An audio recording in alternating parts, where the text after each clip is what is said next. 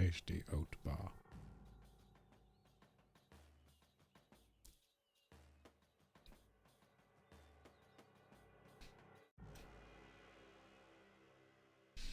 This is a good oat bar.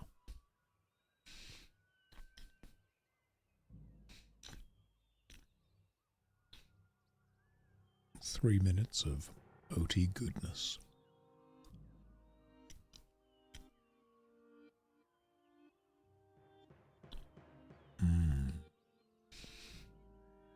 Ooh, a bit of apple. Cheeky.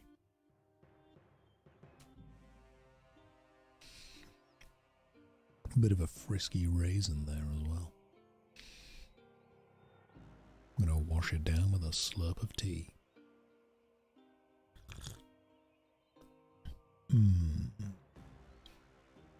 Tea.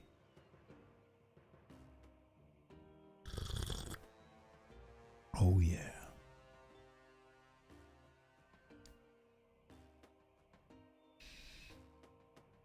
Practicing my deep voice.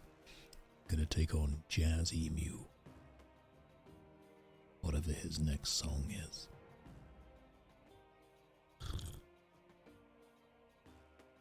We don't even need to do the book. Just gonna talk through what I'm doing.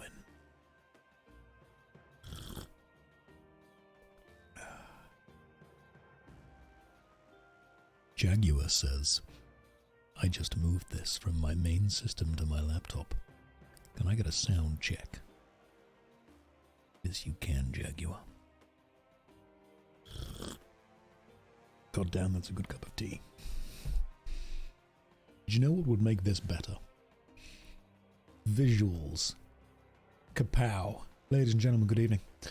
Welcome. Hope we're all well. How's everyone doing today? We all having a good time? Right, I'm going to be real with you. It's Saturday. We're inside. Let's play a book. All right? We're not outside. We're not clubbing. We're not partying. We're not part of the cool kids group. Let's just accept our fate. Let's acknowledge where we are. All right? None of you have been invited out to somewhere cool.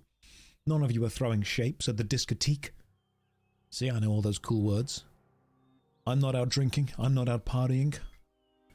I'm inside listening to my alarm on my phone that tells me it's time to play a book online.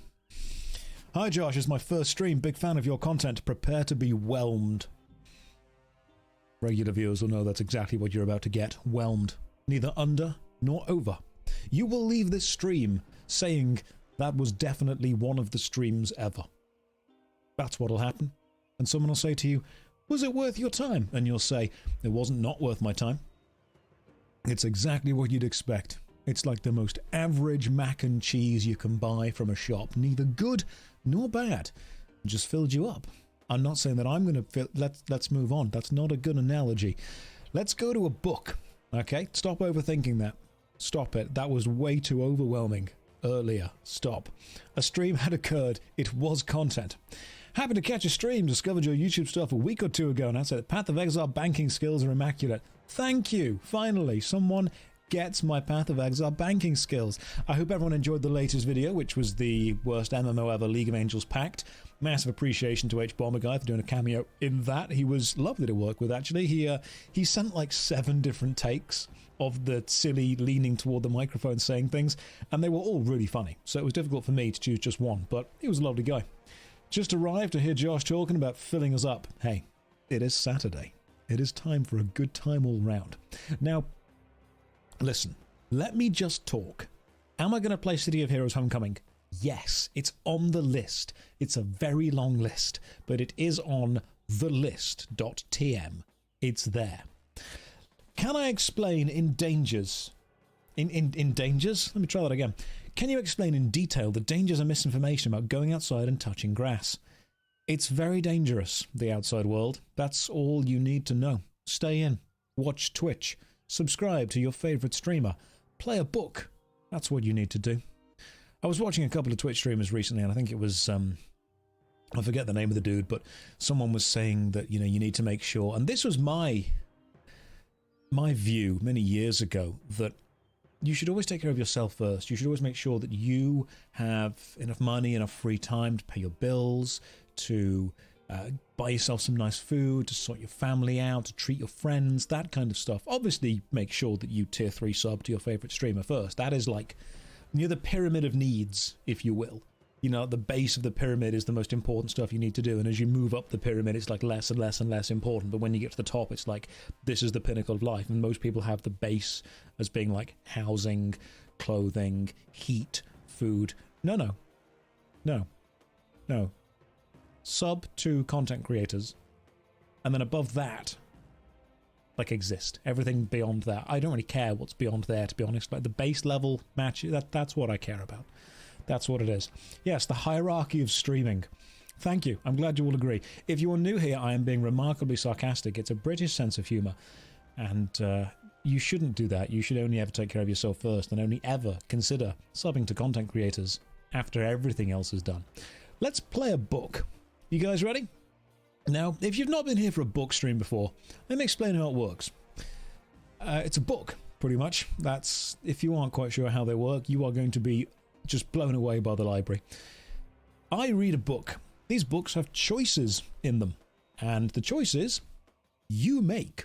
Like, I give you the choices, we do a little poll in the chat, you vote, and then we do it. And if you make all the choices correctly in the correct order repeatedly, you survive and we win the book. This is the, I believe, 6th book in this series of books, and we have not yet survived any of them. We've got to the end of 2 of them, but we forgot to pick up some very important items on the journey and died at the end. So this is the choose your own adventure books, fighting fantasy books, that kind of stuff. We've done the Warlock of Firetop Mountain, Citadel of Chaos. I think we actually got to the end of the Warlock of Firetop Mountain but didn't have the items. Forest of Doom and City of Thieves we died very quickly in. Death Trap Dungeon we did because of the that was done, I think, because of the whole video that I made as well. I'm just trying to work out why it is not moving. Hang on, give me a second. I can see what's happened here. I can see what's happened here. That needs to be there. Why are you not updating? My goodness. So the fighting fantasy thing doesn't seem to be updating with the rest of anything else. Let me just make sure that this is working. Oh, can you imagine if it wasn't? That would be very embarrassing for me, because I've got the Fighting Fantasy Classics up, and yet I can see my mouse on the screen, and if I click on City of Thieves, for example, it doesn't seem to be... No. Oh, no. Okay, don't worry. Don't worry. I can fix this. Watch. Just take that down. Reload it. It's perfect. Don't worry about it. It's absolutely perfect. This is totally fine. Nobody knew anything... Nothing went wrong. Nothing went wrong at all. Just play the bouncer. Get out. Don't make me ban you. I will. I 100% will. Don't make me do that, because I will.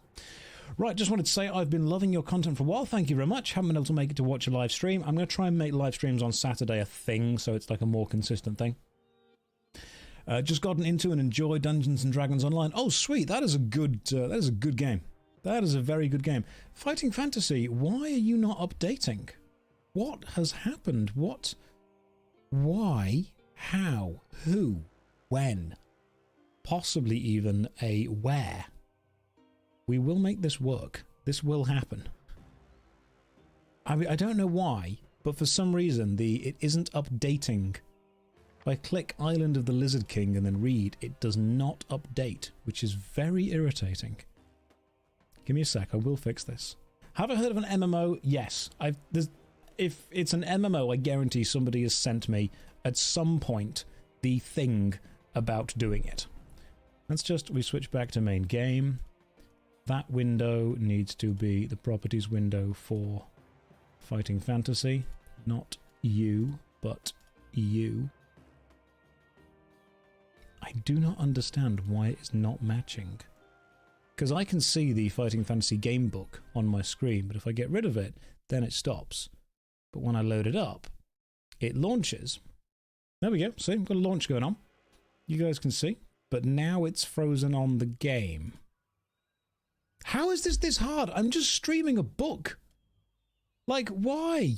Why on earth? Why, game, are you like this? Why must I suffer? We fail again. Look, I understand. It's paper. There we go. It's paper. I will just draw the book. See, now I close it again and I launch it again. It launches, it picks it up with this, and then it doesn't, for some reason, load it onto the thing. I didn't check my traps before opening the book. If this is your first stream and you're thinking, oh my god, it's going to be great, he's going to be really, really good at this. No. No, don't expect too much. Don't expect too much. Let's close that. Let's turn this off. Let's load up this. I love being flash. Yeah, this is what I'm going to flashbang you because... Okay, so if I load it like that, then it does work? No. No, for some reason, this has ceased working. Can we just play Path of Exile? No. We've committed now. I've committed to getting this book to work. This book is going to work.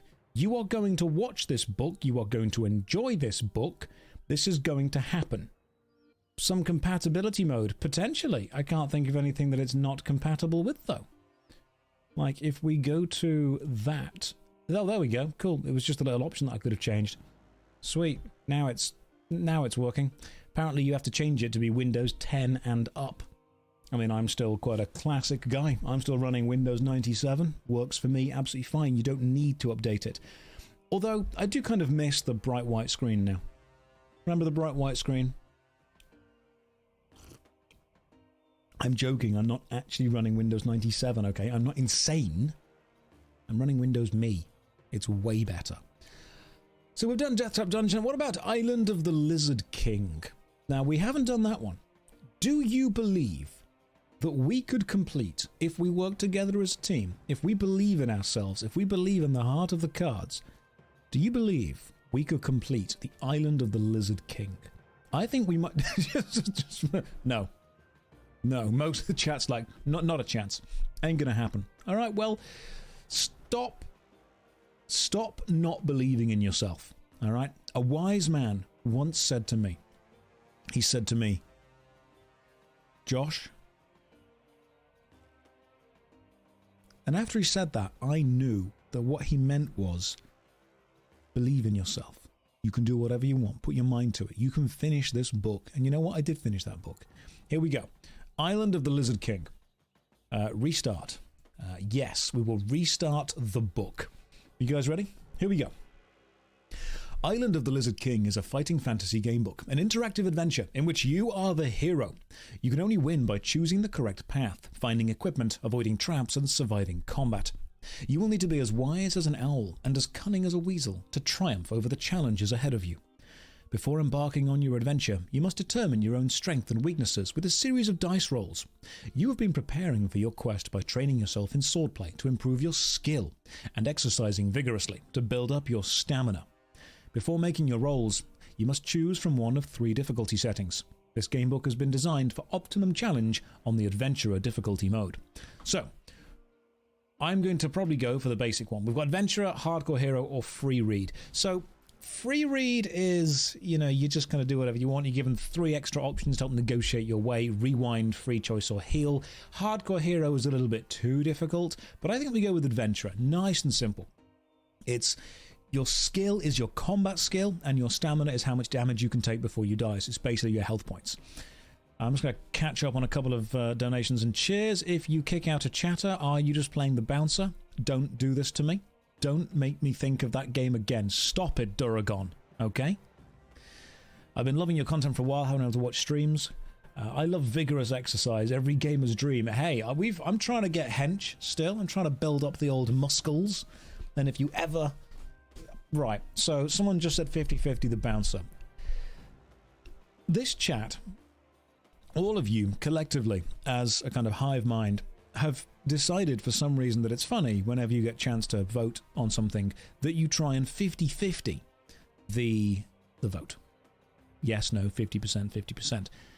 So, if you manage to perfectly 50-50 a vote, and I don't just mean percent-wise, I mean absolutely to the person perfectly 50-50 a vote, we will stop playing Island of the Lizard King, and I will instead watch the video that I made reviewing the bouncer, and I will give you the director's commentary on that video.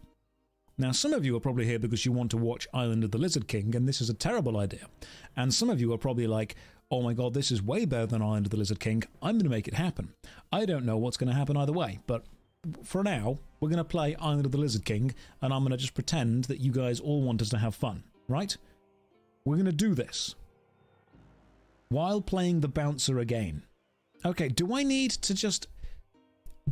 like the emulator running in the background with the bouncer already ready, just in case you guys decide to be dicks? Because I know that you will. I don't even know if I've got the Xbox controller around that I used. Fine. Okay, how about this? If you 50-50 a vote perfectly, I will rewatch the entire video of me reviewing the bouncer, giving director's commentary on everything I've done. Okay. Here we go. Also, I can kind of nudge the dice in this game, but I'm not going to. I'm going to leave it up to the gods. Roll for stamina. That is boxcars right there. Your roll of 12 plus a base of 12 means your stamina is 24. That is a good, strong start. That is the best start we could possibly have in this game. Don't mess this up. Don't balance a vote.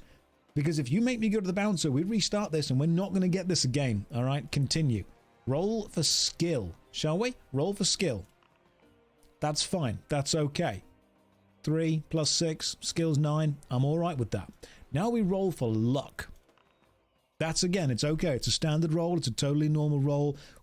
Combined with really good stamina, we can work with this. My skill is mid.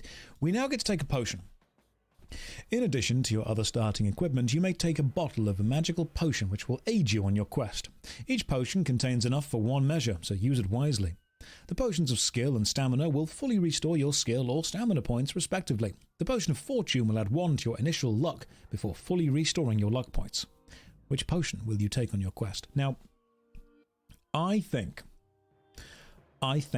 that... Someone just said, the name dude. What's the name dude? I'm going to leave it to the gods. Rolls highest vote. It's perfect. It's absolutely perfect. Here we go. Do we go with potion of skill, strength, or fortune? Now, I'm going to make this choice because I am objectively correct. It's going to be stamina. Okay? The potion of skill and strength will restore your skill or stamina because I've got 24 stamina. So the potion of strength is the most it could possibly refill. You begin your adventure with a sword, leather armor, and a backpack with space for provisions, food and drink, and any treasures you may come across in your journey. Rationing your provisions is key to a successful adventure. They may be consumed at any time, excluding combat, by accessing the adventure sheet. Each meal restores 4 stamina. Be sure to pay close attention to your stamina and restore it regularly, so always do that. Shall we buy some? I don't think we can buy anything, let's find out. Once you have readied your equipment, you may... begin. Oyster Bay is a quiet fishing village some 60 miles down the coast from the notorious Port Blacksand. Because it is at the end of a long peninsula, which is my favourite geographical region, by the way, I'm going to make myself slightly smaller so you guys get the full effect of the book. I feel it would be more impressive. See, there we go. If I make me smaller and the chat goes to there, you guys get to read along. There we go. Beautiful. Makes it harder for Visa to edit too, which is always a good thing to do. Here we go. You guys ready? Oyster Bay is a quiet fishing village some 60 miles down the coast from the notorious Port Blacksand, which I believe was actually a location in one of the previous videos. I think it was the City of Thieves. Because it is at the end of a long peninsula, reached only by a steep and winding path, the fisherfolk are left to lead a simple but content life, away from monsters and sorcery of the hinterland. Journeying south from Fang, which was the city of Deathtrap Dungeon, you decide that you could do with a few days' rest, and knowing of no more peaceful place than Oyster Bay, you urge your horse toward the coast. Beside, an old adventuring friend of yours called Mongo lives there now, and it has been years since you last saw him. Remember Mongo? guys? Remember? We all know a Mongo, don't we? Everyone's good friends with good old Mongo. Such a Mongo thing to do. Like the old saying, the classic saying, oh my goodness, that's so Mongo. We've all been there. 2 days later, you arrive at the edge of the cliffs overlooking Oyster Bay. It is a beautiful sunny morning, and everything looks tranquil below. Nothing seems to have changed. The cluster of stone cottages nestles between the foot of the cliffs and the jetty, where a dozen fishing boats lie at anchor. You jump off your horse and walk it down the winding path to the village. The first people you see are a group of crying villagers. As you approach them, several of them step out of a cottage and run towards you. One of the four is your old friend Mongo. His weather-beaten face is full of anger. He looks surprised to see you, but wastes no time with words of welcome. He recounts the sad events that have befallen the village. Having no gold or material wealth, the people of Oyster Bay thought themselves safe from raiders attacking their village. But several weeks ago, while most of the men were out at sea, the lizard men of Fire Island landed their boats in Oyster Bay and kidnapped several young villagers. Mongo believes that they are now enslaved on Fire Island and working in chain gangs in the gold mines. Since the kidnapping, 2 people were left to guard the village while the rest went out to fish.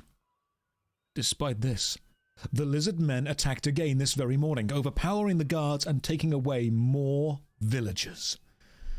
Mongo tells you that he is about to set sail for Fire Island alone because the other fishermen are too scared to set foot on the island. He stares at you in silence until you smile and say that you will aid him in his quest. He slaps you on the back and shakes your hand in gratitude. For the moment, the poor fishing folk forget their grief and crowd round you, eager to thank you. Mongo then invites you to dine with him and rest a while, as the voyage to Fire Island will take several hours. Over a delicious feast of boiled lobster and salad, you discuss your plans. That's not what I would call a delicious feast, but hey, you know what? Have a good time. Someone's in the chat, and Non just said, I don't trust Mongo. Look, me and Mongo go way back, alright? Way back. We've had good times, we've had bad times, but they've always been Mongo times. So don't you dare be saying that Mongo is anything other than an absolutely stand-up bloke. Where do you think the saying, he's my Mongo, comes from? This guy, alright? That's how good he was to me. He's the godfather to my non-existent children. That's how important he is to me. Right, here we go. Mongo tells you that he does not think that humans live on Fire Island any longer, but his knowledge is fairly limited. These are just rumours that pass between fishermen from other coastal villages. However, it is known that Fire Island used to be a prison colony, guarded by a tribe of paid lizard men. This was a rather futile attempt by Prince Olaf to rid his land of undesirable characters. Oh, God, Prince Olaf, he's always doing these wacky schemes, isn't he? He's crazy, silly. Oh, he's always having a good laugh, Prince Olaf. Remember when we went to Prince Olaf and he went, I'm going to start a penal colony. And we went, oh, you absolute character. Yeah, he's always, it's Lizard Australia, let's be honest, which is basically just Australia. The good prince soon learned that it would have been simpler to put his lawful citizens on Fire Island and leave the evildoers on the mainland. There were just too many of them. He gave up his attempt and abandoned the prison colony. When the lizard men received no pay, they took their vengeance out on the prisoners, and the island became a place of terror, ruled by a lizard man prison guard who proclaimed himself the Lizard King. That's Robert California. The prisoners were forced to dig mines in the hope of finding gold for the Lizard King. They were underfed and ill-treated, and many died. That's not very Mongo. We can say that right away. That is so Olaf and not Mongo. Where do you lie on the Mongo to Olaf scale? You know, I'm pushing it more toward kind of the Mongo level. Presumably why the Lizard King is sending out his men to find new slaves. It is known that in order to assert his authority, the Lizard King began practicing dark magic. He also started genetic experiments in an attempt to breed an invincible race of lizard men. Most of the experiments went wrong, Grotesque mutants were created, and some of the harmful potions found their way into the water drains, with terrible consequences. The local flora and fauna were affected, with the results that man-eating plants developed and giant beasts evolved. A few of the prisoners managed to escape the island on rafts and were picked up by fishermen, but what has happened in the last few years, nobody knows. Just so you're all aware, guys, the next game that I'm probably going to play on stream is, I think we should start and finish Morrowind. Do you think we should? I think we should start and finish Morrowind, because I finished Oblivion by punching my way through it, and I think after fisting your way across Oblivion, you have to slap your way across Morrowind. That's what you have to do. So that's going to be in one sitting. No. I think one sitting would be a little bit too Olaf and not Mongo enough. But yeah, in all reality, we will be trying to do Morrowind at some point. Fire Island had almost been forgotten until the recent raids. Success in your quest to assassinate the Lizard King and rescue the kidnapped victims is doubtful. How dare you, game? You don't know me? You don't know my story? Doubtful. It's very Olaf of you. But you must try. You stand up and walk down to the jetty with Mungo, stepping aboard his small fishing boat. In the sight of cheering villagers, you untie the boat and push out to sea, wondering if you will ever return.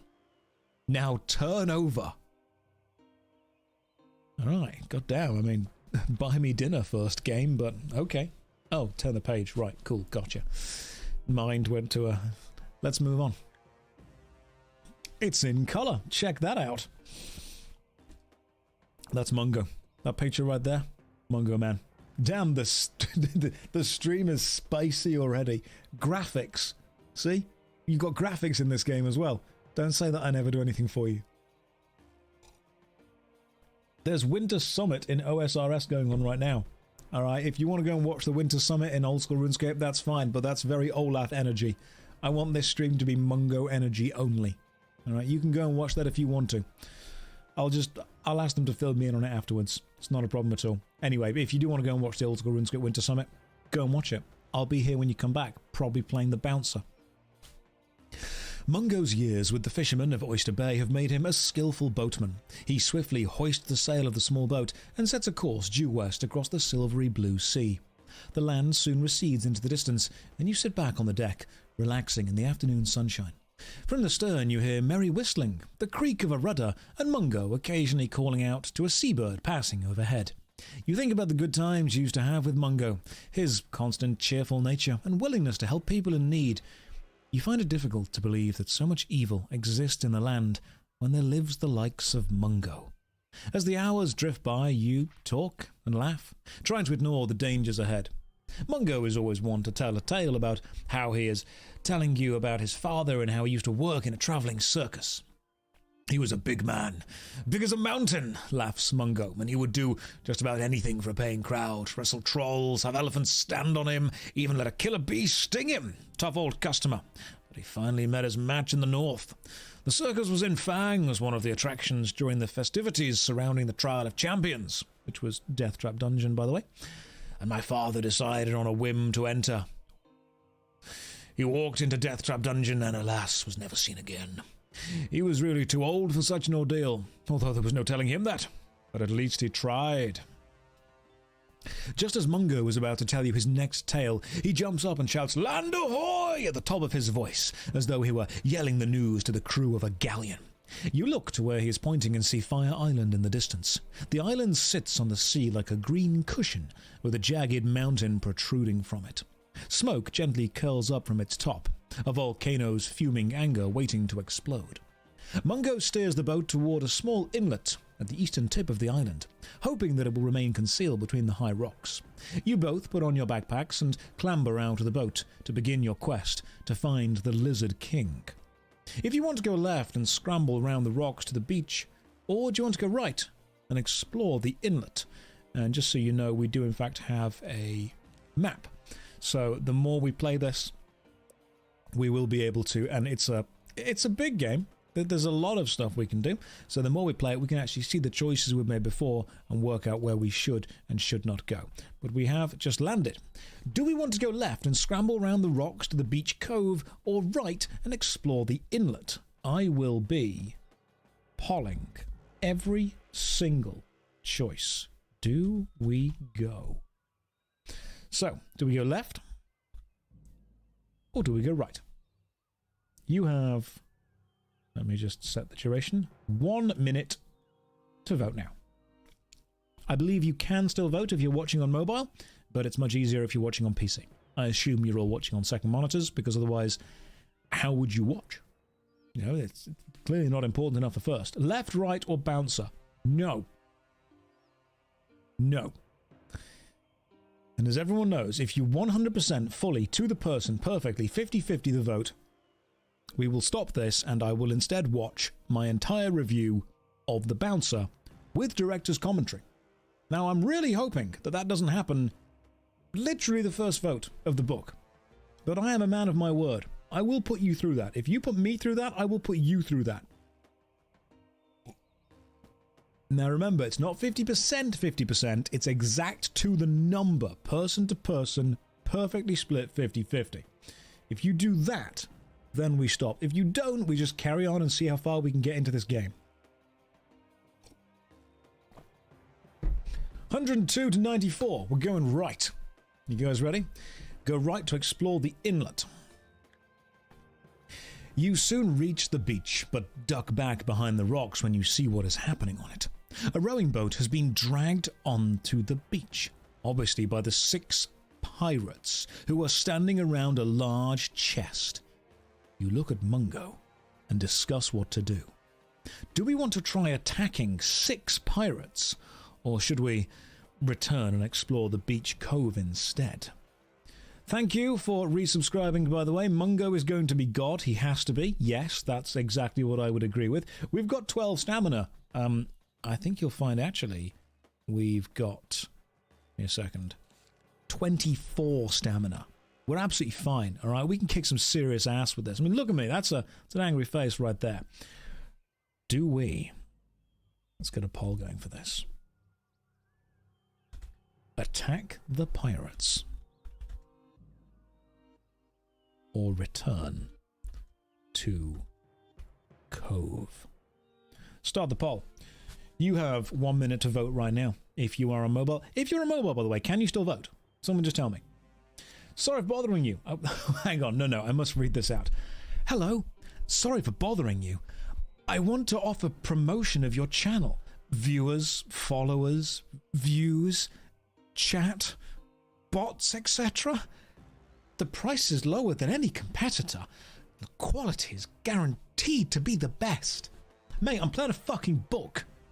How cool do you think that your promotion's going to look? Hey kids, you want to play a book? Alright?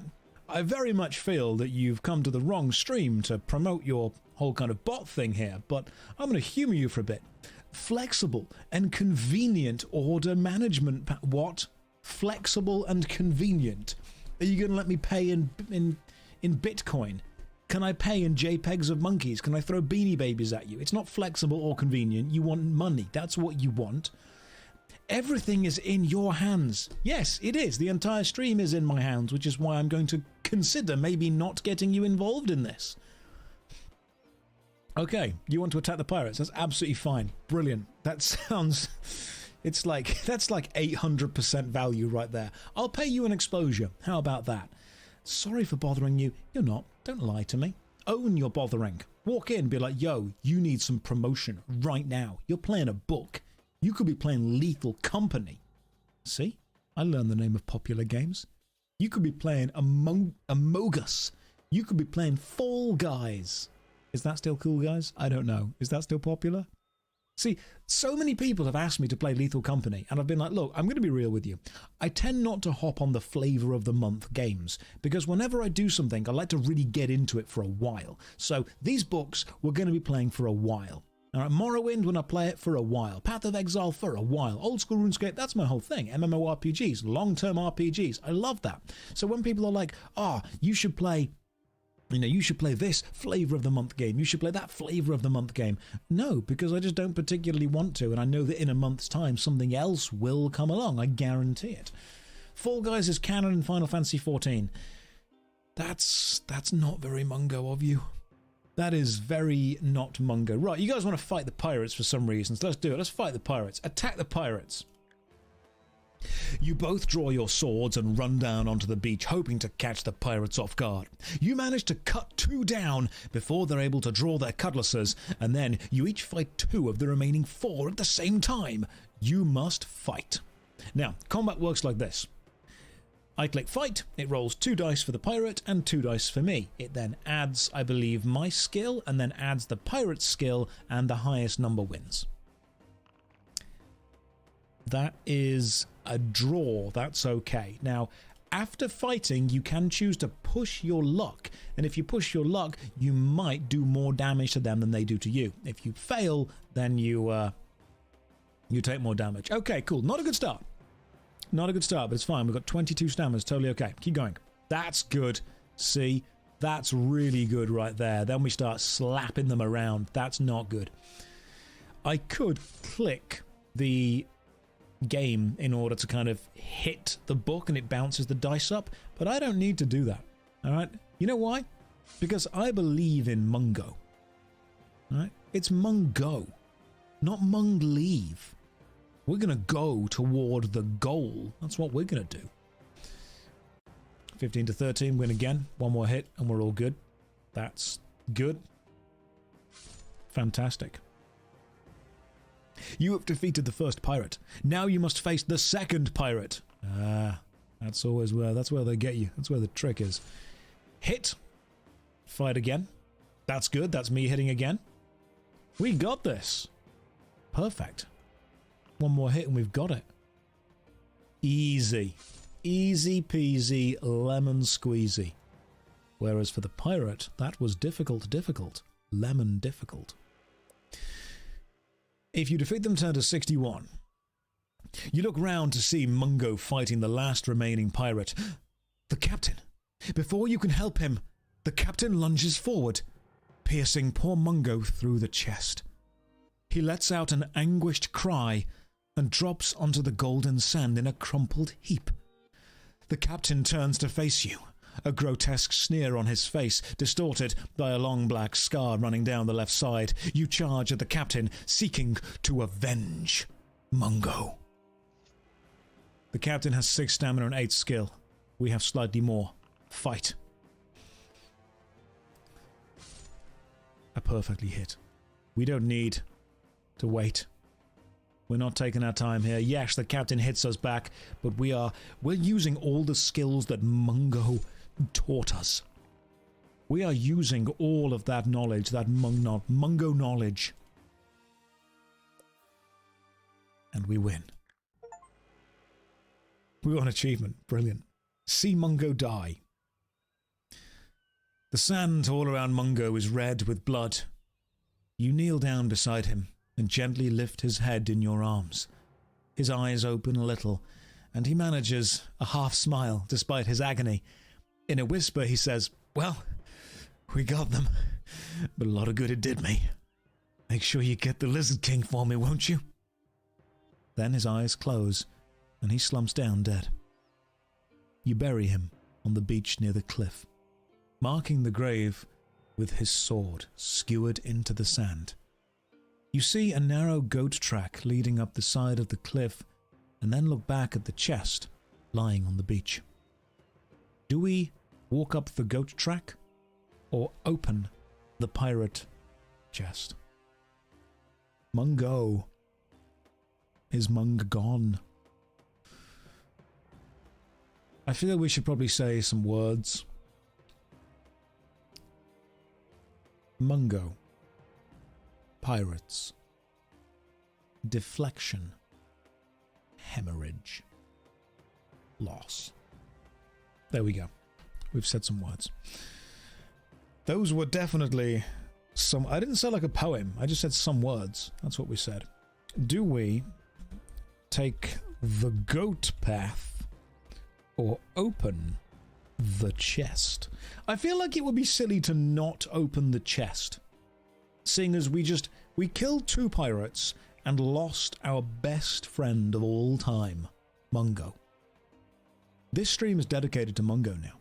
I feel it would be silly to... Look, we're going to be able to take the goat path after we've opened the treasure chest, aren't we?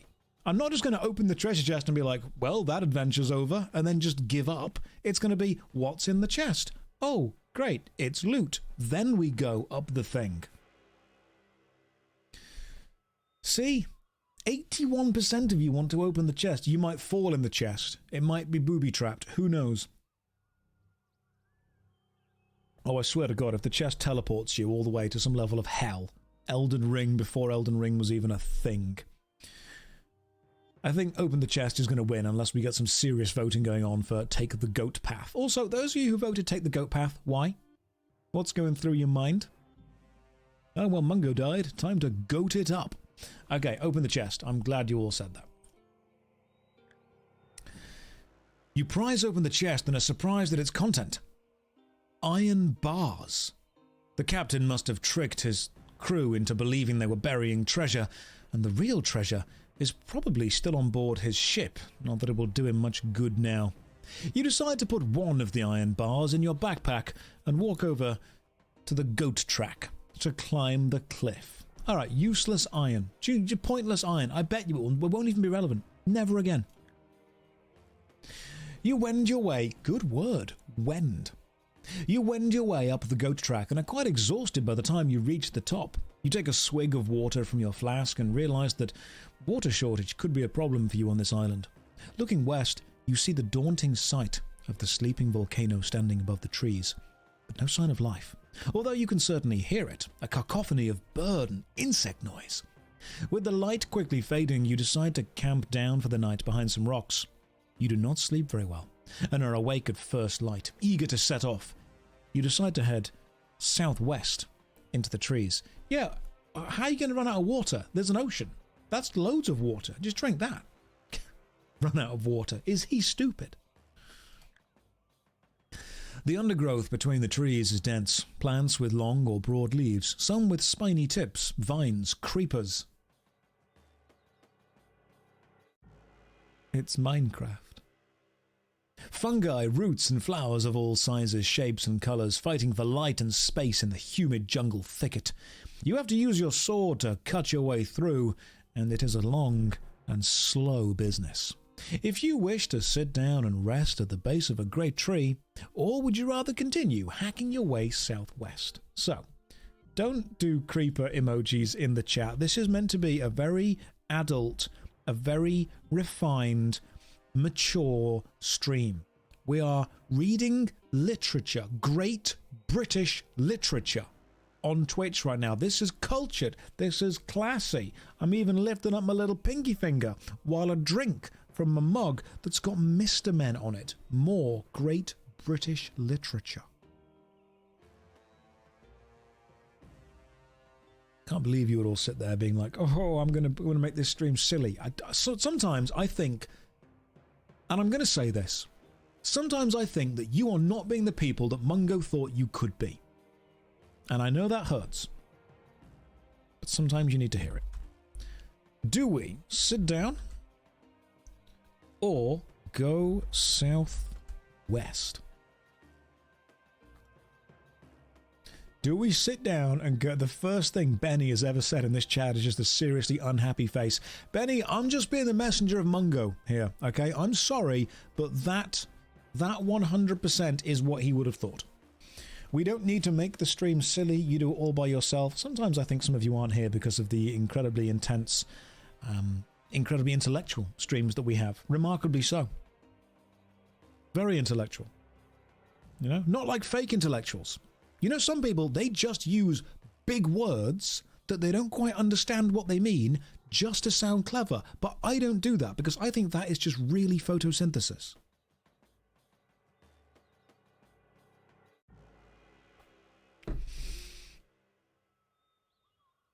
I wouldn't do that. Don't vote 50-50. Don't do it. If you do, I will stop this book right now and we'll watch my video review of The Bouncer, but it has to be 50-50 to the person exactly. Oh, thank God. Okay, go southwest, 53%. Indomitably. Indomitably, my good friend. Not to be confused with the Warhammer 40k box, indubitably. Here we go. So, you guys want to go southwest? As you push your way slowly through the undergrowth, the hairs on the back of your neck start to prickle, and you feel that you are being watched. You stand back, sword ready, watching the leaves for any sign of movement. Then, 3 large men with sharpened teeth step into view, each wearing only a crude loincloth. Oh no, it's that dream again. They are armed with stone clubs and long spears, but you are more alarmed to see that each wears a belt of shrunken human heads. The headhunters start to argue about who should kill you and earn the right to wear your head on his belt. Finally, one steps forward. You must fight. Here we go. First headhunter. I'm going to push my luck a little on this, try and do some more damage. See if I can. Okay, that's good. Yeah, did some damage. You are lucky. Weapon does 2 more damage. I'll fight one more time, one more good hit, and we'll be okay. Can we just point out there is a continuity error in the Hobbit films, whereas in I think it's the 2nd or 3rd Hobbit film, which should not have existed, there are trolls involved in one of the overland battles in midday and they don't turn to stone. Just saying that's wrong. No one watched The Hobbit. Yes, for like the 4 people that went to the cinema, one of them would have gone, hey, that's wrong. Okay, second headhunter. Slap this guy around, shall we? Yeah, okay, even with a bad roll, we are still using our higher skill to really kick some ass here. This is great. That's a draw. Come on, one more good hit.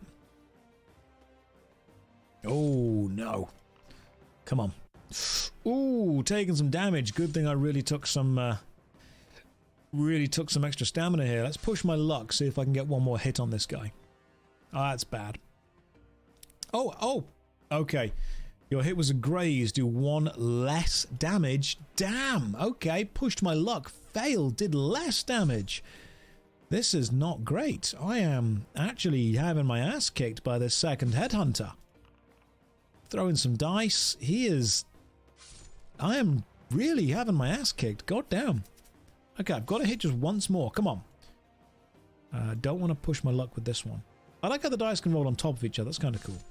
Finally, defeated the second headhunter. You must now face the third. Okay, we've got to push this. We've got to push this with the luck. Roll low. You've got to roll low, remember, when you're using luck. That's great. 2 more damage. That's good. That guy is going to get another head for his collection. He very much might do, to be fair. I don't like the idea of that, but he may. I'm going to push my luck with this again. Come on. Ooh, that's not great. 1 less. But that's fine, because doing a single hit still does 2 damage, so just got to hit one more time. 1 more hit. That's good. That'll do it. That's 2 damage right there. We've got it. If you win. That was a bloody close fight. Ooh, that was not great. The headhunters have no items of equipment on them, but have a hide bag containing bananas and coconuts.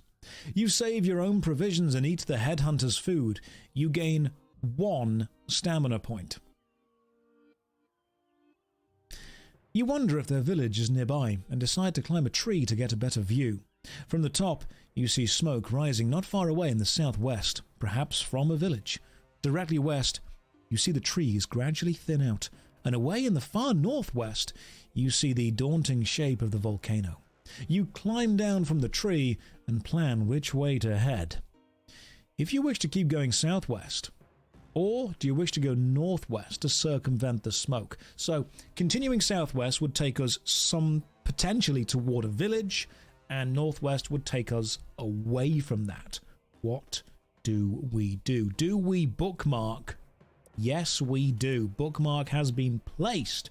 That's like putting your thumb there so you can turn to the page previously, and that's not cheating. One thing we do is we heal ourselves. We definitely do. See, I've got a potion of strength which fully restores your stamina. I'm going to drink it right now. Yes. Fantastic. We've still got 10 provisions. That's good.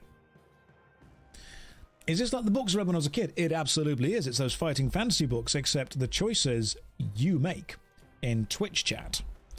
Do we go southwest, which is toward the smoke? Or do we go northwest, which I think is trying to circumnavigate around the smoke?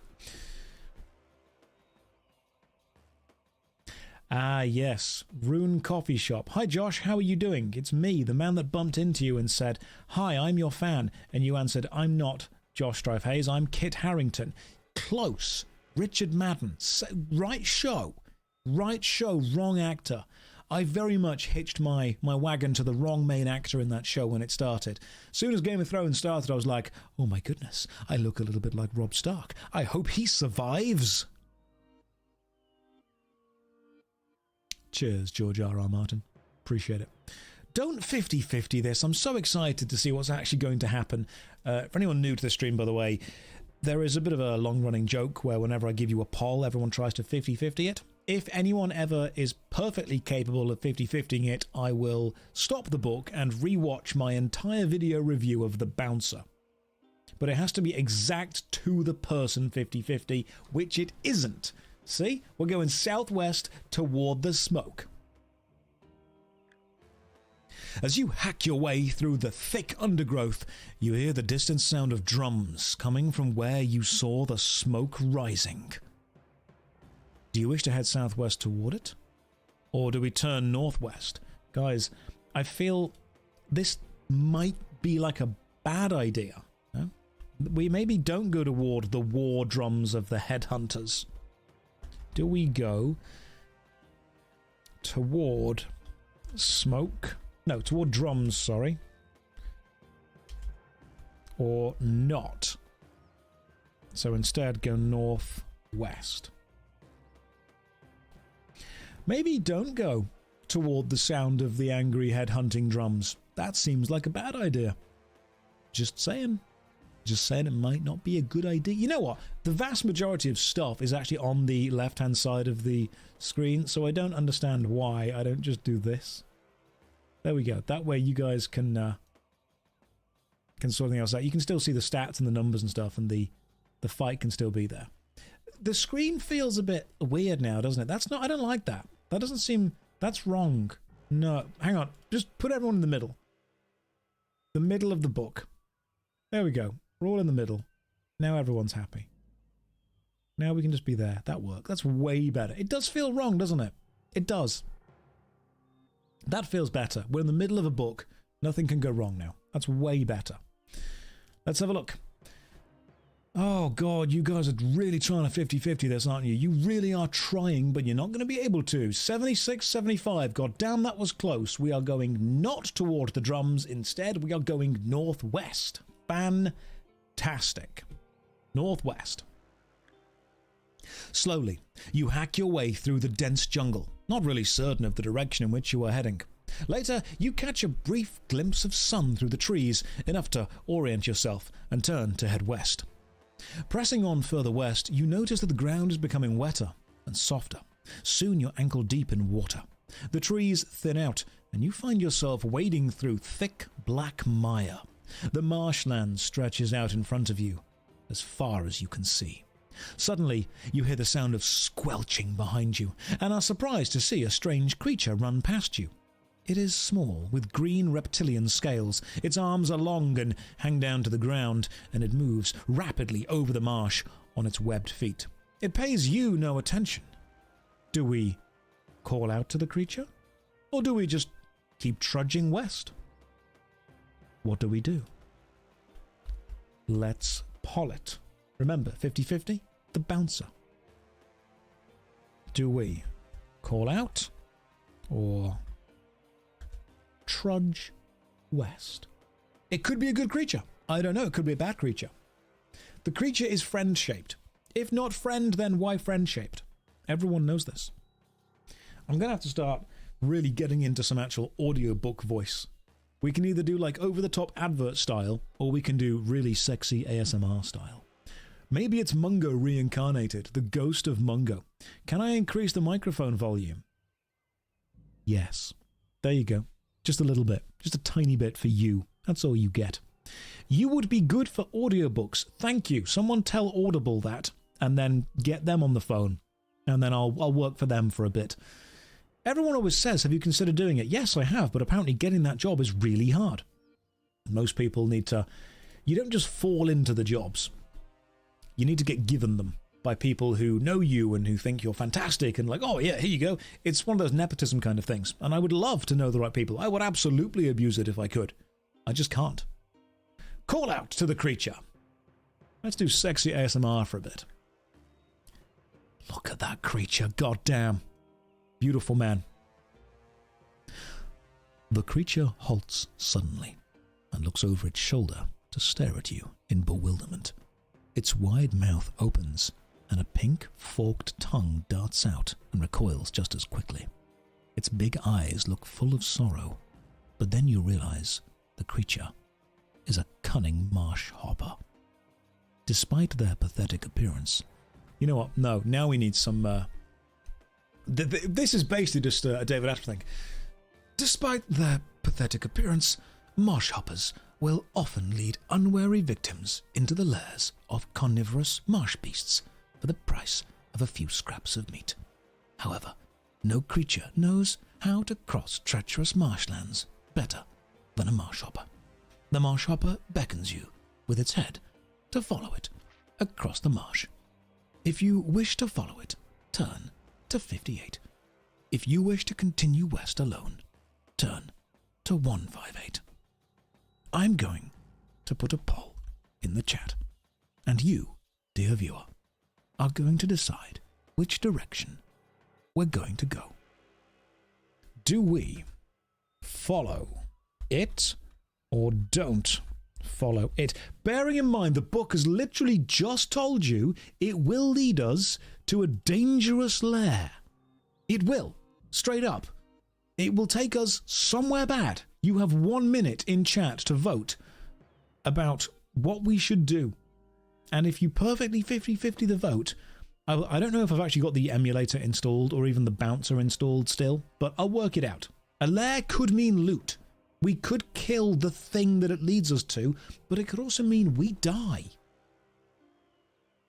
Oh, by the way, as soon as this stream finishes, I did go out and treat myself to something today that I will end up gluing together later and then painting to look like a lot of skeletons.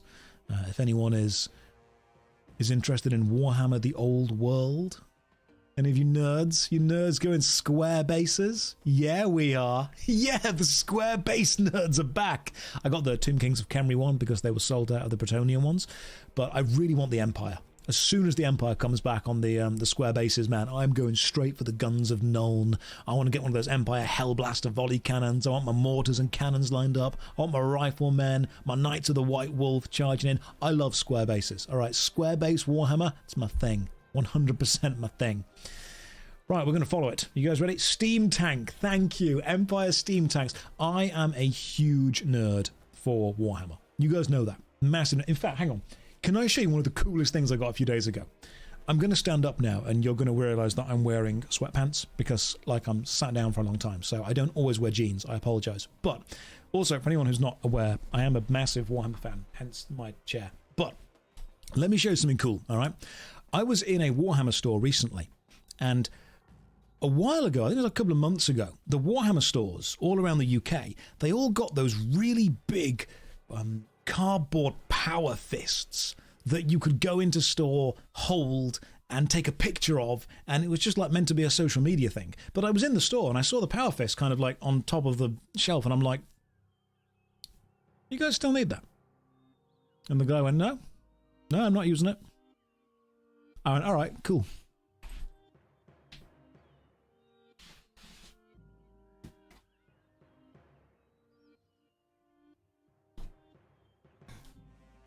It's mine now. It's really well made. Now, I don't know if he was meant to give this to me, but he did. And I gave him a massive power fist bump, which I thought was very cool. You can't move the thumb, which is a shame. Who am I going to fist? Heretics. All right, with this, without a doubt, there's going to be chaos involved. But I thought this was very cool. Like, very, very, very cool. Because, like, I'm nerdy like that, and that kind of stuff makes me super happy. So that is going... I'm going to use that in a video. In fact, the next Was It Good, by the way, is Dawn of War, the original. Do you want to feel old? Who in the chat played the real-time strategy game Dawn of War? Remember? Remember Dawn of War? Warhammer 40k, real-time strategy game? Okay. That game is 20 years old. It came out in 2004. It is 2 decades old.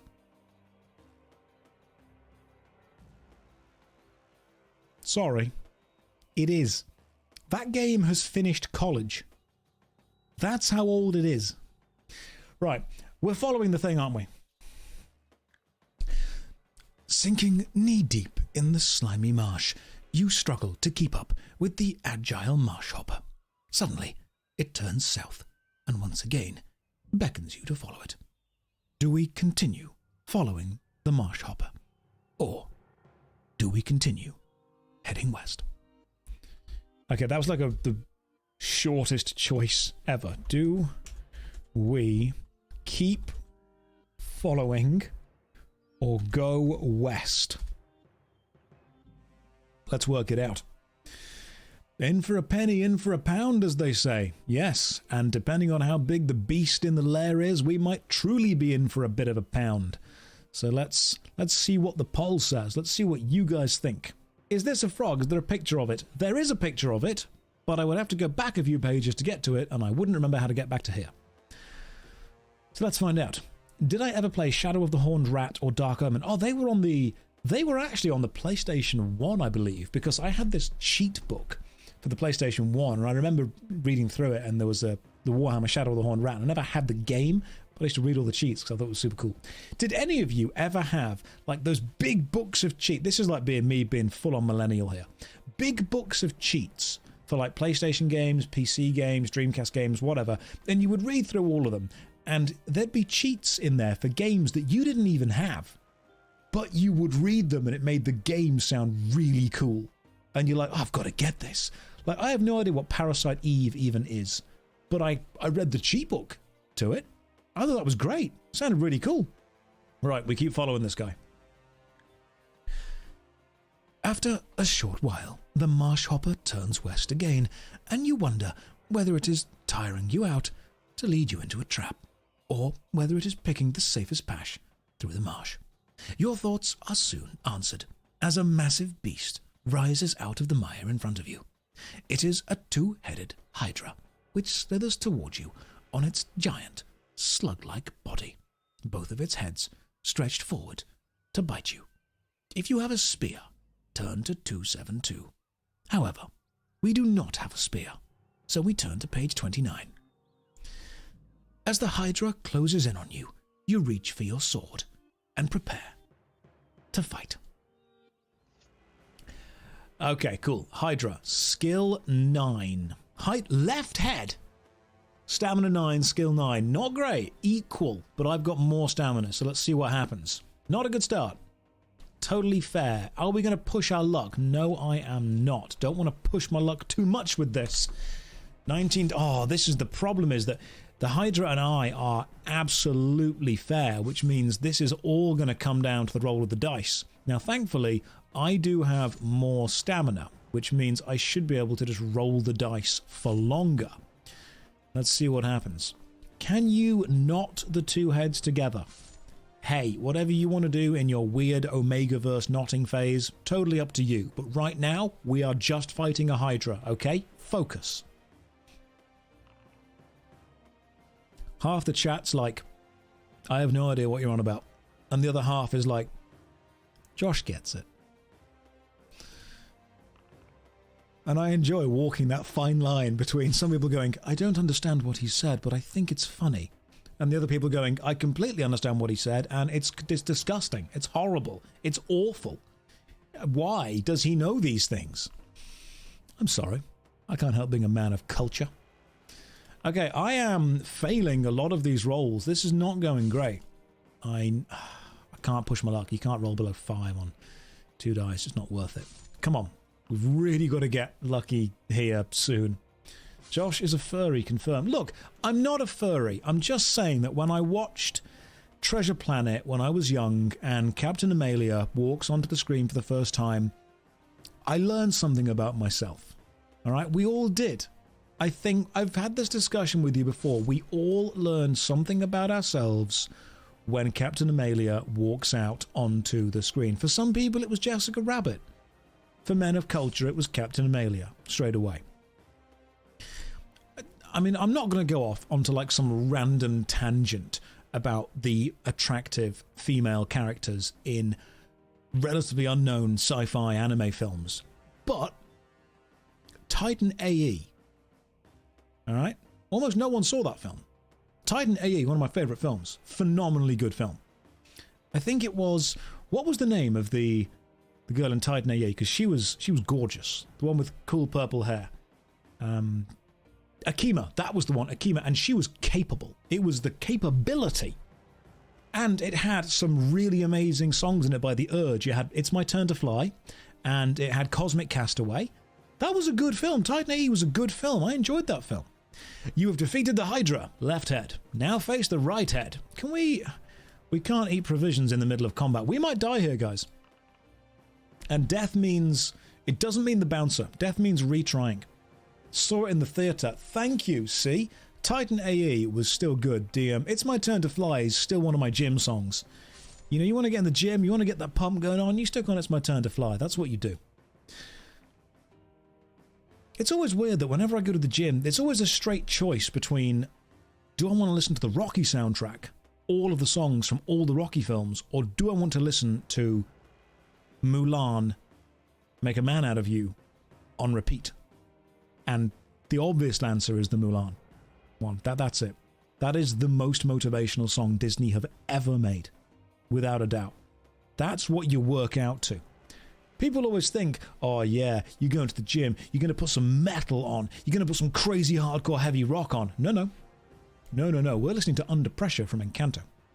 Or Surface Pressure, that's the one. That's a really good song. Just want to put it out there. You can disagree if you want, but Encanto was one of the best films Disney's put out recently. That film is really good. Like, I didn't expect anything from Encanto when I watched it. I just thought, oh, it's a Disney film.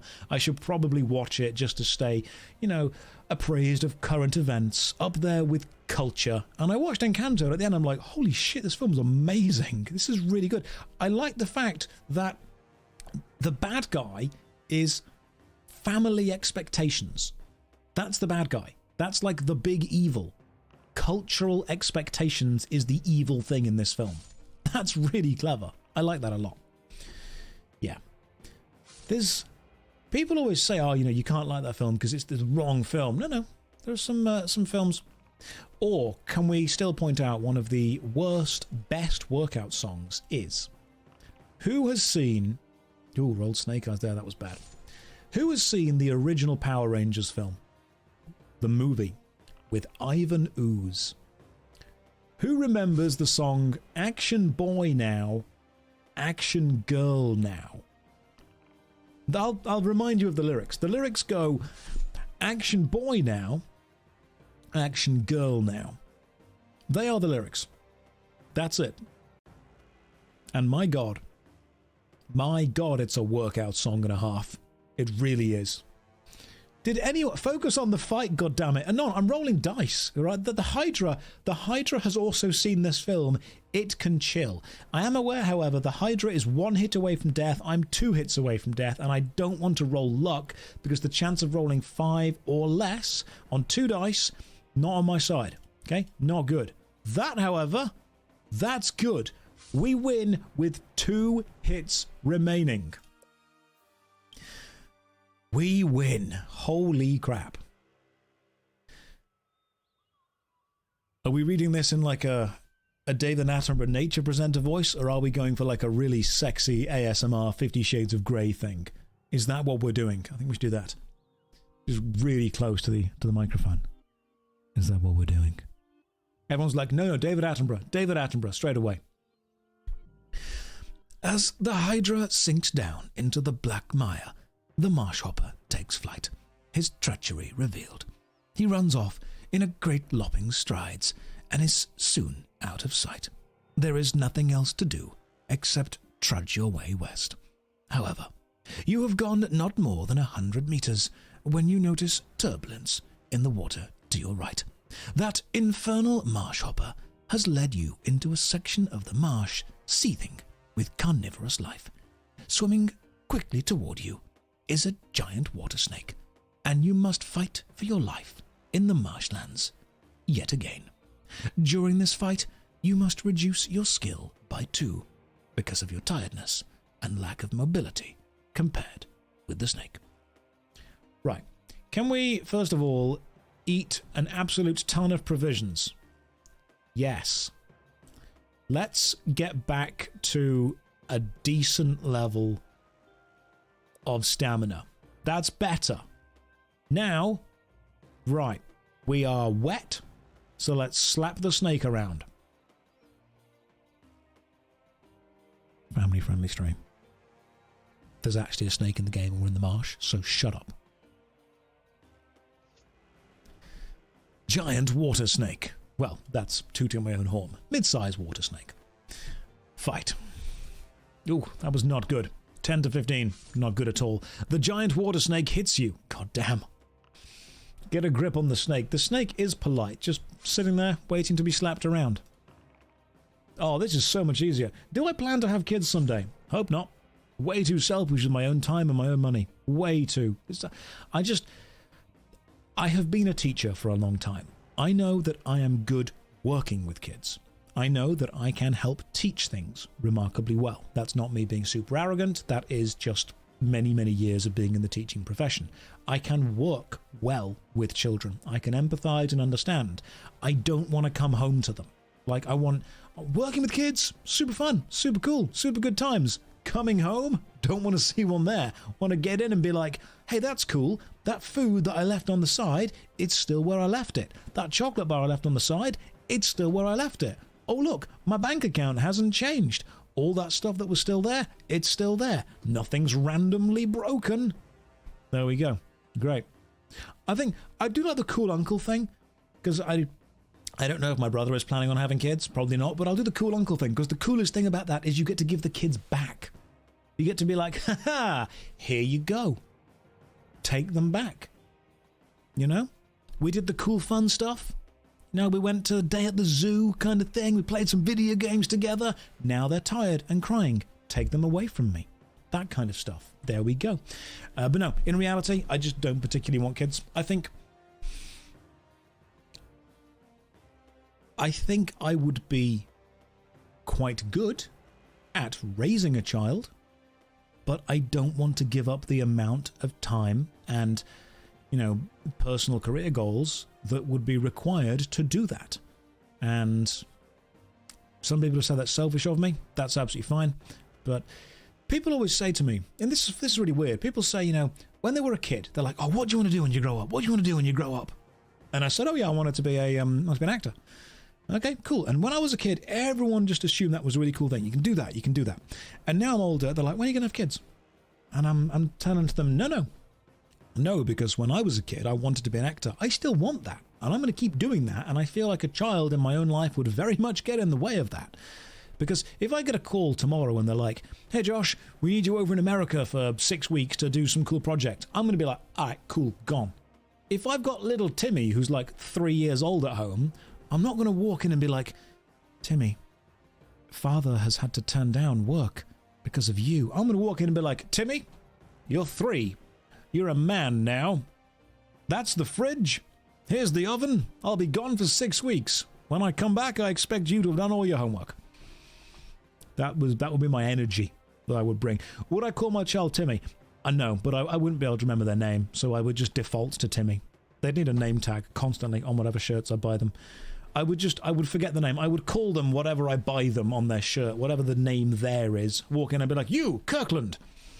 And they'd be like, father, no. No, father. I'm like, no, your name is Kirkland now. We shop at Costco. It's all branded. That's your name. Okay. Let's continue smacking the snake around, shall we? That was a joke, by the way. I will hear no Costco slander in this stream.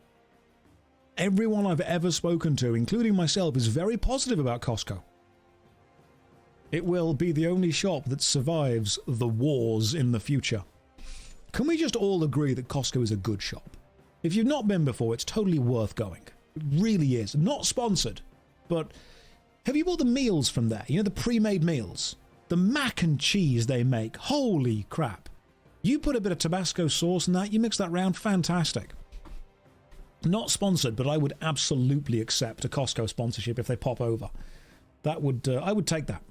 I'll take that straight away. Let's continue smacking this water snake around. There we go. It is wet and it is dead. You sheath your sword and set off west again. Gradually, the ground becomes firmer underfoot, and soon you are out of the water and walking across a muddy plain. Ahead, you see two hills, and you decide to walk toward the gorge, dividing them. The ground rises, and you are, at last, away from the difficult terrain. The jungle and marsh are behind you. Grass and flowers make the island appear lush and beautiful, but you know you cannot afford to relax. It is not long before you reach the gorge and see that it runs between several hills in a westerly direction. Do you wish to walk down the gorge or climb the hill to your right? This is the first time I've caught a stream live after watching on YouTube for years. Neat. Welcome. Welcome, Kavrik. How are you doing today? Prepare to be whelmed. That's what I would say. What is my take on Greggs? Right.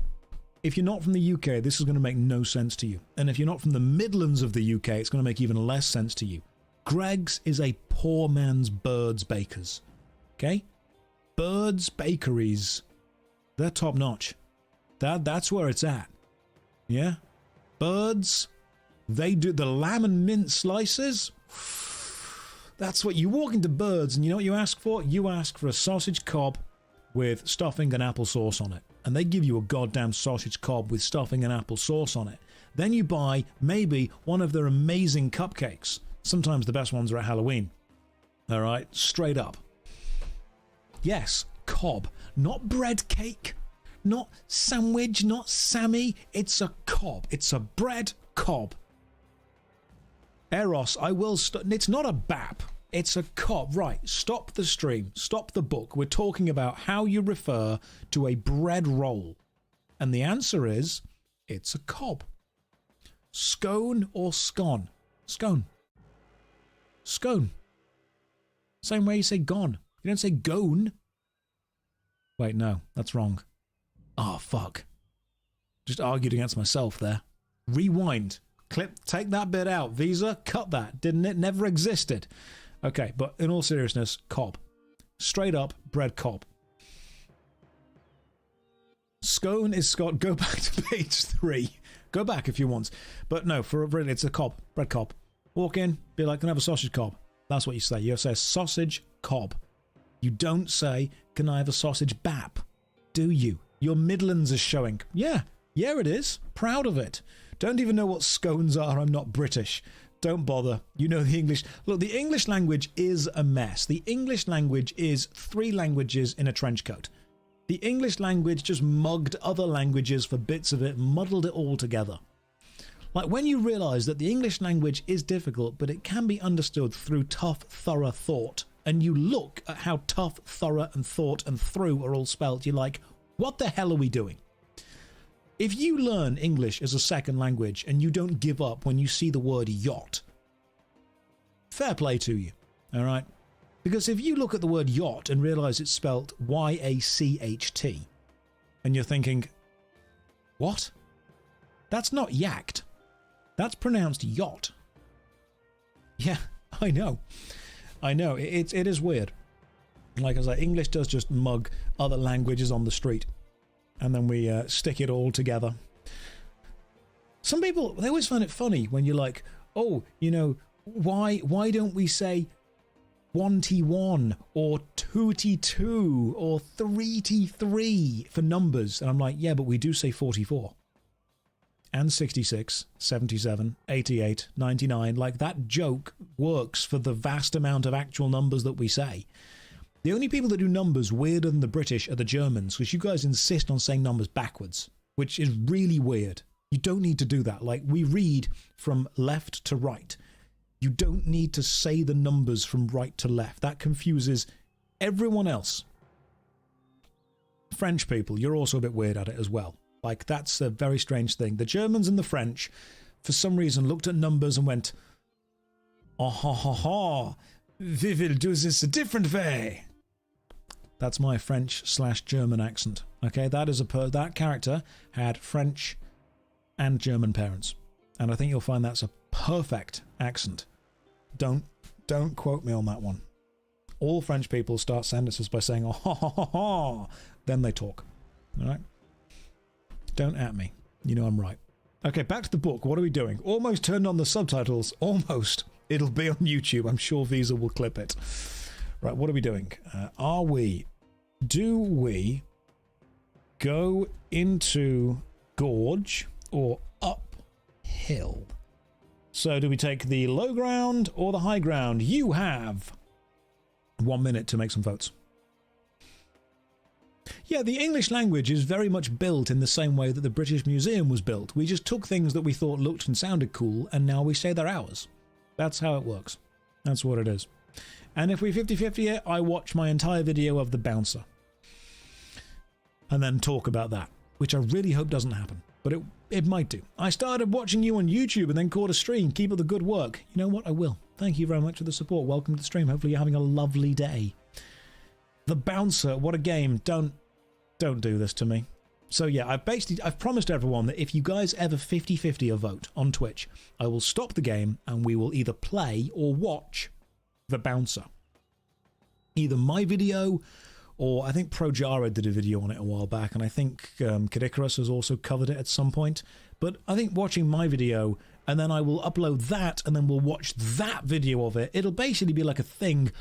Oh my god, that was close. 102 people voted for the gorge. 101 people voted for up the hill. Had one person not voted for the gorge, that would have been a perfect 50-50. Remember, I said it has to be to the number, not just the percent. So we're going into the gorge.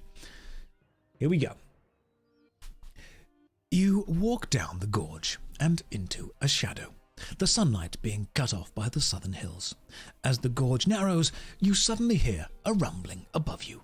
It is the sound of a landslide, and soon rocks and boulders are crashing down all around you. Test your luck. Now, to do a luck test, you roll 2 dice and you must roll lower than your luck. Now, my luck is 5. Chance of rolling 4 on 2 dice, pretty low. Sadly, your luck has run out. The boulders fall down like rain, and inevitably, one hits you. Roll 1 dice. We rolled a 3. We must turn to this page. A large boulder lands heavily on your shoulder. Fortunately, not that of your sword arm. You lose 3 stamina points and 1 skill point. If you are still alive, you shield your head with your good arm and flee down the gorge as fast as you can. Right, so we did get hit by a boulder, but we are still alive. We've done some David Attenborough style narration. Now we need to do some sexy ASMR style narration. You run down the narrow gorge, hopeful that another rockfall will not occur. The gorge once again widens out, and you slow down to walking pace as your claustrophobia dies down. On a large boulder to your right, you see some words which seem to have been carved out of the stone. Do we walk up to the boulder and try to read them, or do we continue our trek through the gorge? What do we do this? Can I chew crisps while doing ASMR talking? I could do. Bleezy, it's the same. You're a one-trick Midlands pony. Oh, that hurts. That gets me right in the ego, which is the only place where actors can be hurt. It's like our Achilles tendon. We were held by the ego while being dipped into the river Styx. Do we read boulder? Or do we trek into gorge? Let's find out. Just got to show right in the middle class. Do we read the boulder or do we trek into the gorge? I'm sorry, did you want me to be even sexier when I'm, you know, doing the ASMR stuff? Do you want me to combine them? Do we just want sexy David Attenborough? Him telling you how naughty you've been, how much of a bad person you are. Okay, fine. Oh no. Okay, right, so we've been raided. The Traveling Inquisitor, you guys aren't ready. You guys are not ready for sexy David Attenborough. You've come at the right time, which is exactly what sexy David Attenborough would say if he had his way with you. Right, here we go. Ladies and gents, welcome to the stream. If you're new here, I'm Josh. We're playing a book, so I basically say what happens in the book. It's those old choose your own adventure books. Remember, turn to this page, turn to that page, that kind of stuff. That's what we're doing. Here we go. And you guys have voted, ooh, close again. Read the boulder, 51%. Let's do it. The words form a stark warning, which reads, turn back or die. But you cannot tell whether the warning is for those entering the gorge or for those leaving it, as the boulder faces both ways equally. However, not wishing to take your chances, you grip your sword and walk stealthily down the gorge. In the fine sand on the ground, you notice traces of old footprints leading out of the gorge. They end abruptly in front of you, and there are signs of a struggle. 2 pairs of footprints lead back down the gorge, with 2 straight lines behind them, as though their owners have dragged a body behind them. As you follow the trail of footprints, you catch sight of a shiny object in the sand. You prod it with your foot and see an oval snuff box made of brass. Picking it up, you see that it has a hinged lid. Do we open the snuff box, or do we throw it back into the dust and continue following the footprints? So, someone has clearly done something and then been dragged away by 2 other people. Now, I'm thinking maybe this snuff box, you open it up, there's something, you know, poisonous, smelly inside it, knocks us out, we get looted, taken down, we get taken into their gorge, they go into our gorge. A lot of bad things happen. So, do we open the snuff box or not? Someone's saying bookmark. Right, we'll bookmark it, okay? Place a bookmark. It's placed. Page, I believe we're on 119. Yes, page 119. Let's see. We beat the Failing Rocks. We have done pretty well so far. If you're new to the stream, you can vote. You can vote on mobile or on computer, and it's free because I haven't fully monetized the stream yet. Don't worry. As soon as I fully monetize the stream, when I'm in my, you know, full-on monetization arc, it will be every vote, little microtransaction, little one, every single one. Do we open the box? Can you imagine? Or ignore, or throw it away? You got 1 minute to vote now. Let's do it. What's in the box? Who knows? Who knows what's in the box? Maybe it's someone's head. So the bouncer becomes pay to win. Oh God, can you imagine? People often say to me, if I had unlimited money, what kind of game would I make? I would make a game that makes League of Angels look fair. That's how bad I would monetize it. I'd be like, right, I'm gonna make the worst thing you've ever seen. That's what's gonna happen. Or I'd make a decent game that no one would play. That's the kind of thing. With the bouncer voice acting and plot. Oh my God. The bouncer voice acting and plot. Stop it, Duragon. Every time. So Diablo Immortal. Close. Pretty close. Bro, that second one hits. It does. It really does. Inquisitor, thank you very much for the raid. Welcome to the stream. Hopefully you're having a lovely day. What were you playing? What were you specifically streaming? What was happening? Do we open the box or throw it away? So far we are voting for open the box. It's pretty there. Inside the snuff box, you find a small gold nugget and a piece of paper with a message scrawled in charcoal, which reads, if you're reading this, it will mean that I have failed in my attempt to escape from the slave mines of the Lizard King. My raft is hidden beyond the gorge, where the plain meets the river. If you are here to help us, please follow the river upstream until you see the mud huts. The slave mines are nearby, but beware, the lizard man guards. You fold up the piece of paper and put it in your pocket, together with the gold nugget, and continue to follow the footprints. The ground underfoot becomes rockier, and the footprint trail you have been following disappears. In the distance, you hear a faint rumbling. Could it be the yawning of an awakening volcano? You hurry on down the gorge, but are stopped in your tracks by the sight of a huge reptile blocking your path. You stare incredulously at the armoured beast, which appears some 6 meters in length. It is a giant lizard, and sees you as a source of food. I am going to eat some provisions and hopefully not die. You must fight. Giant lizard, 9 stamina, 8 skill. I've got 21 stamina and 8 skill. This is an even fight. As far as stamina goes... Ooh, no, as far as skill goes. But I can afford to make more mistakes than it can. Maybe it saw me and thought I looked like a snack. See? Totally stole that joke from Talentless Muse in the chat right now. You're not talentless. You made a good joke and I stole it. Although I won't tell people that. And now people will think that I'm funny and not you.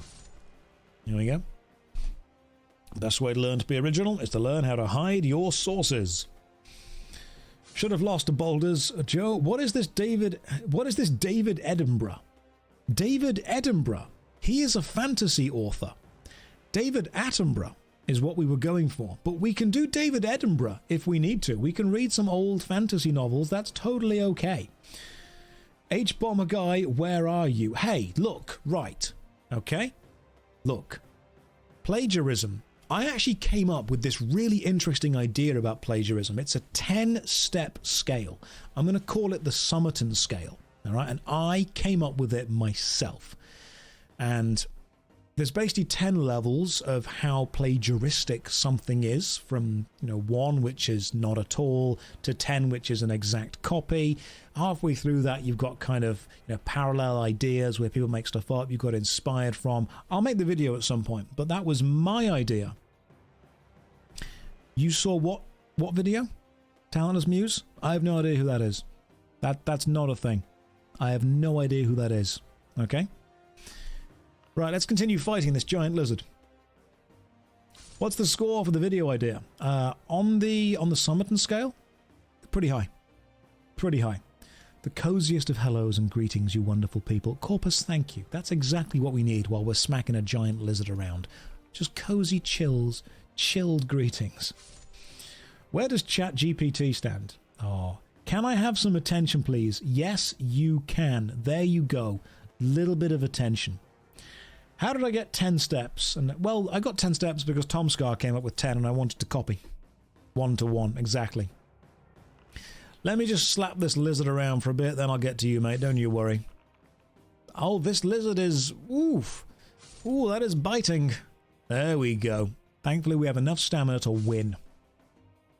Thank you. Thank you, Peter. Drench yourself in the blood of your lizard enemies.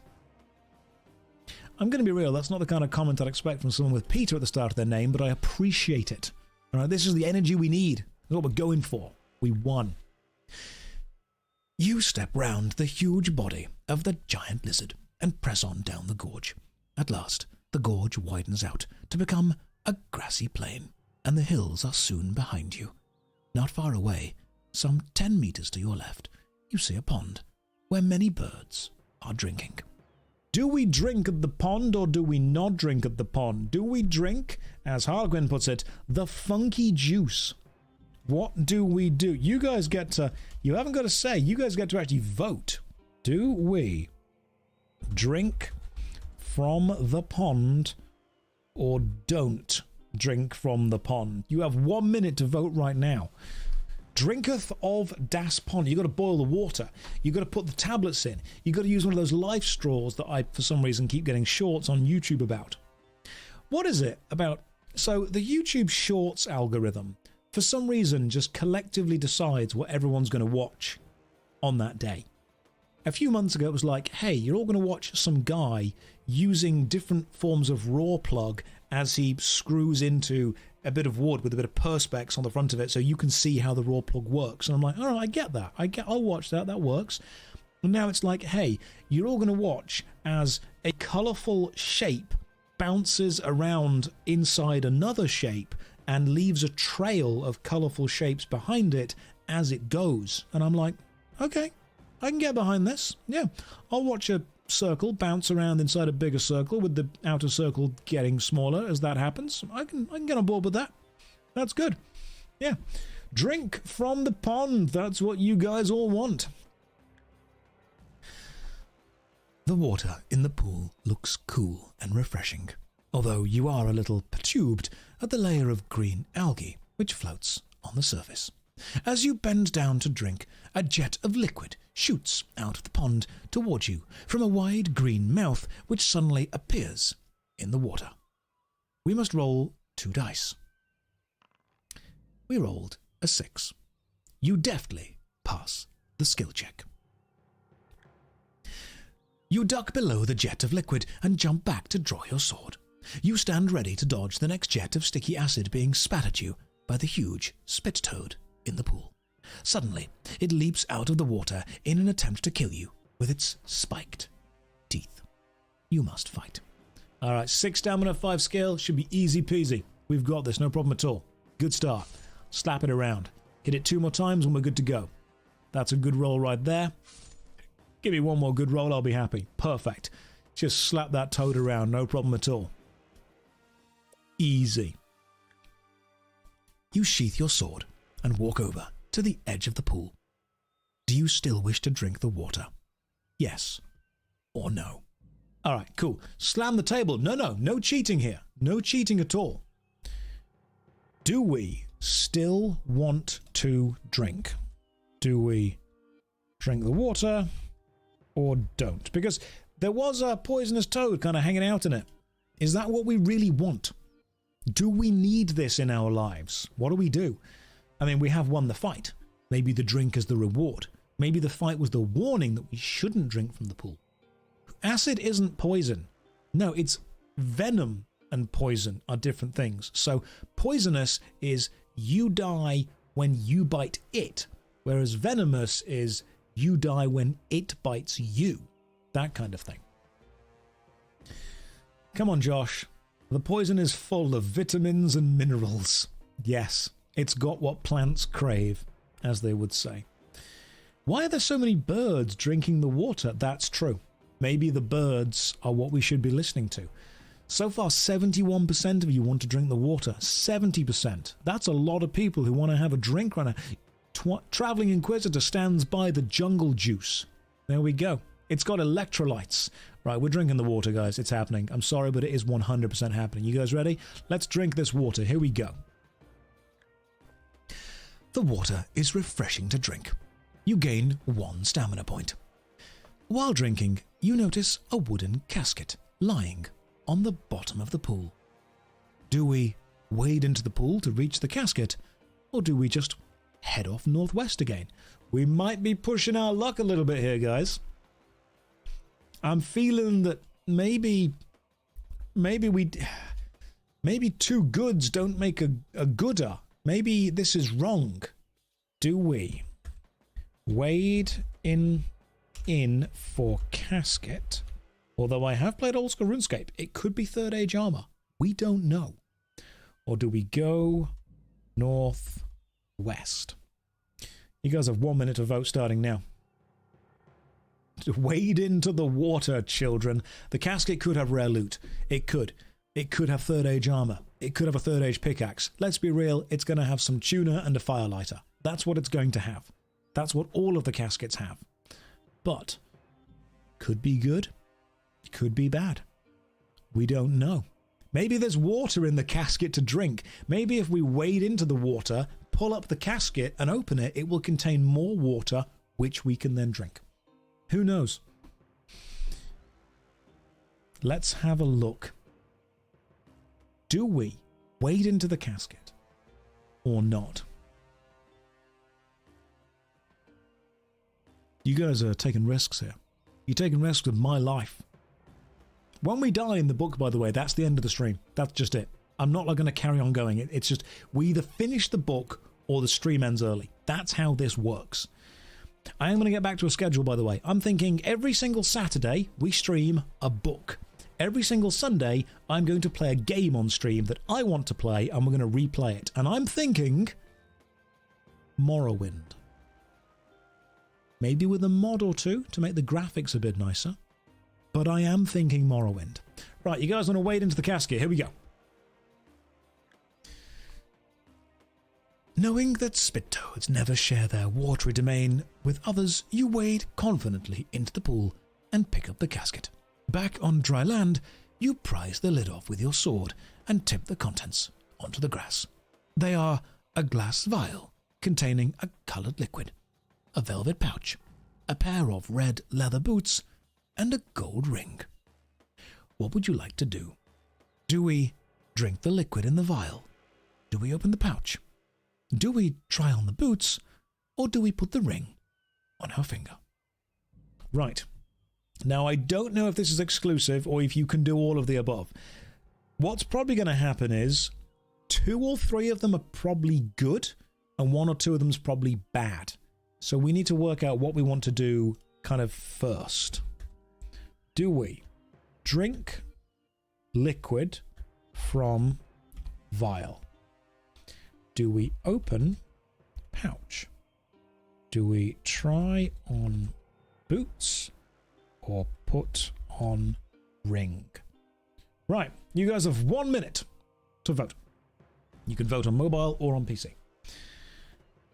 You guys have 1 minute to work this out. Don't put the ring on that you find in water. Who knows? If the boots are still intact, there's maybe a reason. Why not just keep drinking the toad water? It did restore some stamina. Just keep drinking that. We could be doing well. What happens if we get an even split for it?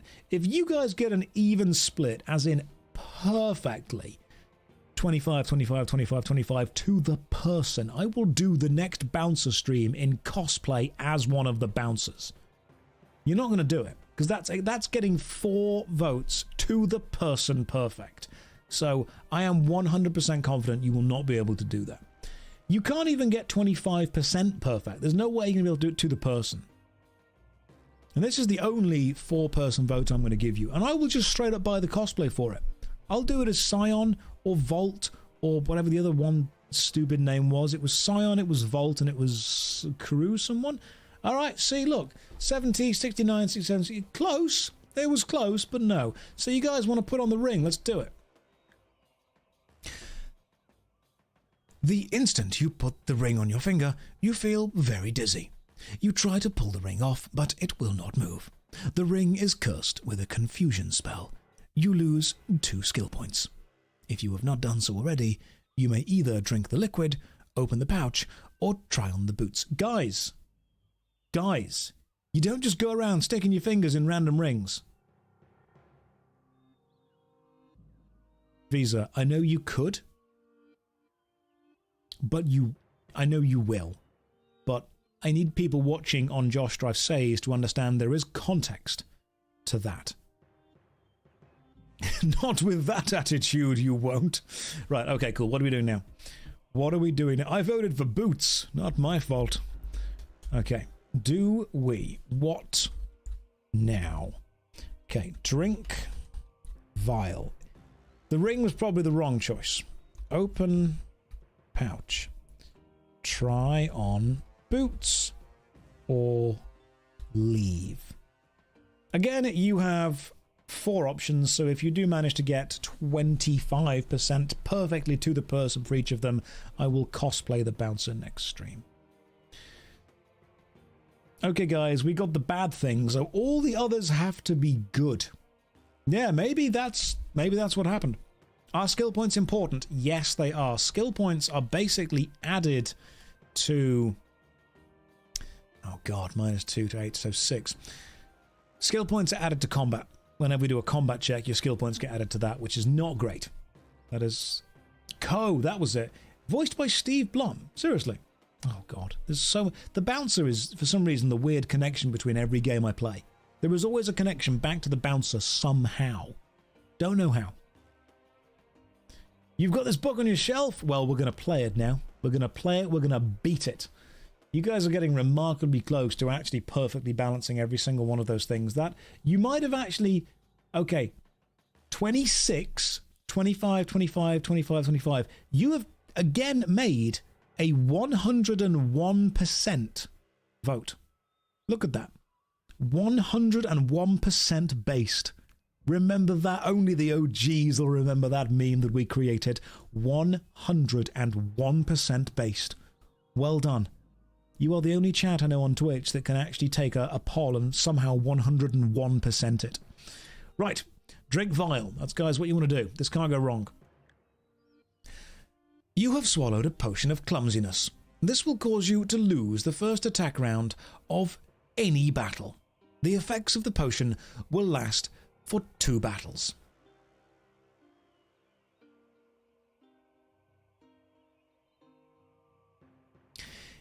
If you have not done so already, you may open the pouch or try on the boots. Don't. It's a bad idea. We're going to die. It's a box of death. That's why it was under the water. That's why someone put the poisonous toad on top of it. They were like, if we put it here, nobody will open it.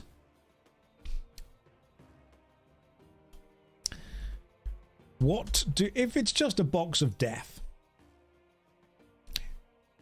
So, after the Death Trap Dungeon video on YouTube, Ian Livingston actually followed me back on Twitter, and I sent him a message just saying, hey dude, big fan of your work. If we're ever in the same place at the same time, I'll buy you a drink. And he replied, thanks very much, appreciate it. So, if every option in this book, in this stupid chest, is bad, I will be having words with him. I'll be sitting down, I'll lure him in, sit down with a friendly drink, and I'll be like, how's it going, Josh? I'll be like, shut up, Ian. Island of the Lizard King, the box in the water. What the fuck? That's how that conversation will go. Do we open pouch or try on boots or leave? They can't all be bad. You have 1 minute to vote for what you want to do now. Who knows? Nothing can go wrong. Apart from all the things that have gone wrong so far. You're basically nudging us to try every option, aren't you? No, I'm not. I'm basically saying we can leave. We could have gone. I said, maybe don't do anything in this box. Maybe we're pushing our luck a little bit. Maybe the fact that the water's healed us, but now we're going into the actual box there. Now we're flying too close to the sun. That's what's happened. So, Josh, thank you for the $3 tip. I got intense depression from working on an ARPG as a solo dev and seeing all these new ARPGs. I feel so bad for trying to make one. Any encouraging words, please? Okay, I can give you some genuine encouraging words about that. First of all, attempting to make anything is difficult. Destroying things, super easy. Seeing what other people have made, also super easy. Attempting to make anything, super difficult. Reduce the scale of what you're trying to make, and make the best thing that you can that is small scale. And then when that's out, don't try and make your magnum opus as the first thing you do. Whenever anyone says to me, and this is genuine serious advice, whenever anyone says, hey, what's the advice for making things? I fall back to the way that Adam Bond from Adventure Quest did it. Make something small and simple. Put it out. Make something small and simple, but slightly bigger than last time. Put it out. Small and simple, put it out. Small and simple, put it out. And eventually, you'll have so many small, simple things under your belt that when you think, hey, I'm going to make a big thing, you realize that all you're doing is taking all of the small, simple things you've already done and throwing them all together. So many people want to start by making something massive. Most people say, hey, I want to build a rocket ship. But no one says, I just want to understand how an engine works. I just want to understand the basics of this. Make something that shows you the basics, that proves that you can do the basics. You want to make An ARPG. Okay, action RPG. That's massive. Make one level. Doesn't need to be big. Just one level with one system in it. Just movement. Just combat. Just jumping. Just upgrades. One system. Make that. Then add that to something bigger. Right. You guys want to try the boots on? Let's do it. The boots fit your feet perfectly. You run around in a circle, but nothing good or untoward happens. So you decide to leave them on. Okay, cool. So the boots were like neutral. The only other thing we can do is open the pouch or leave. Let's see what we can do. Poll. Do we open pouch or leave? That's what it is.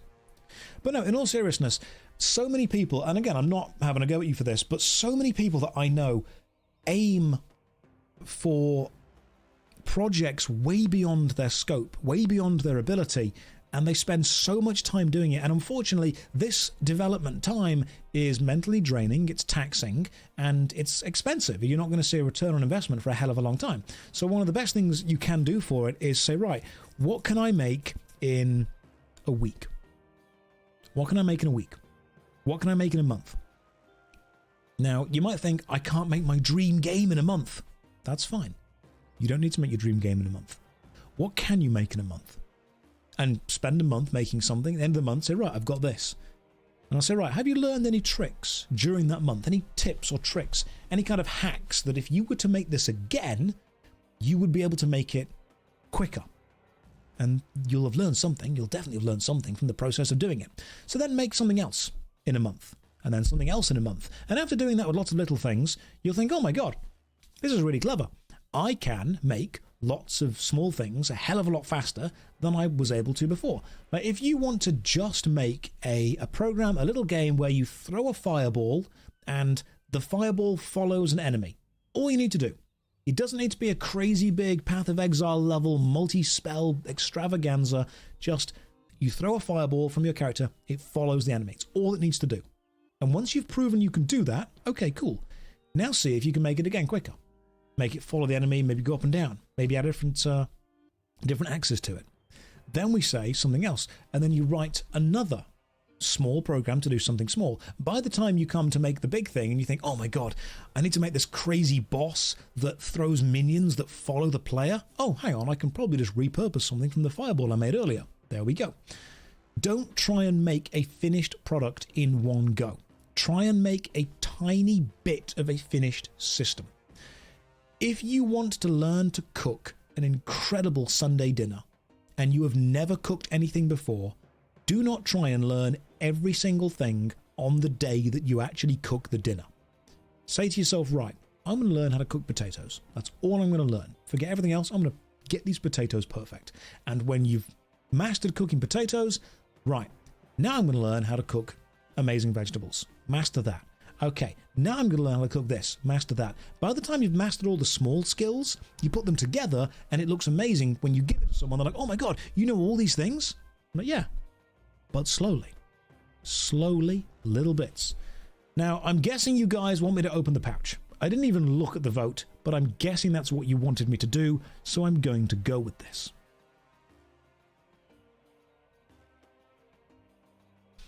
And you know what? If you run into a problem in your game, understand that that might be one of the best things that can happen to you. For example, this is a bit of lore that I've been reading recently, and I think it's true because I'm seeing it repeated everywhere.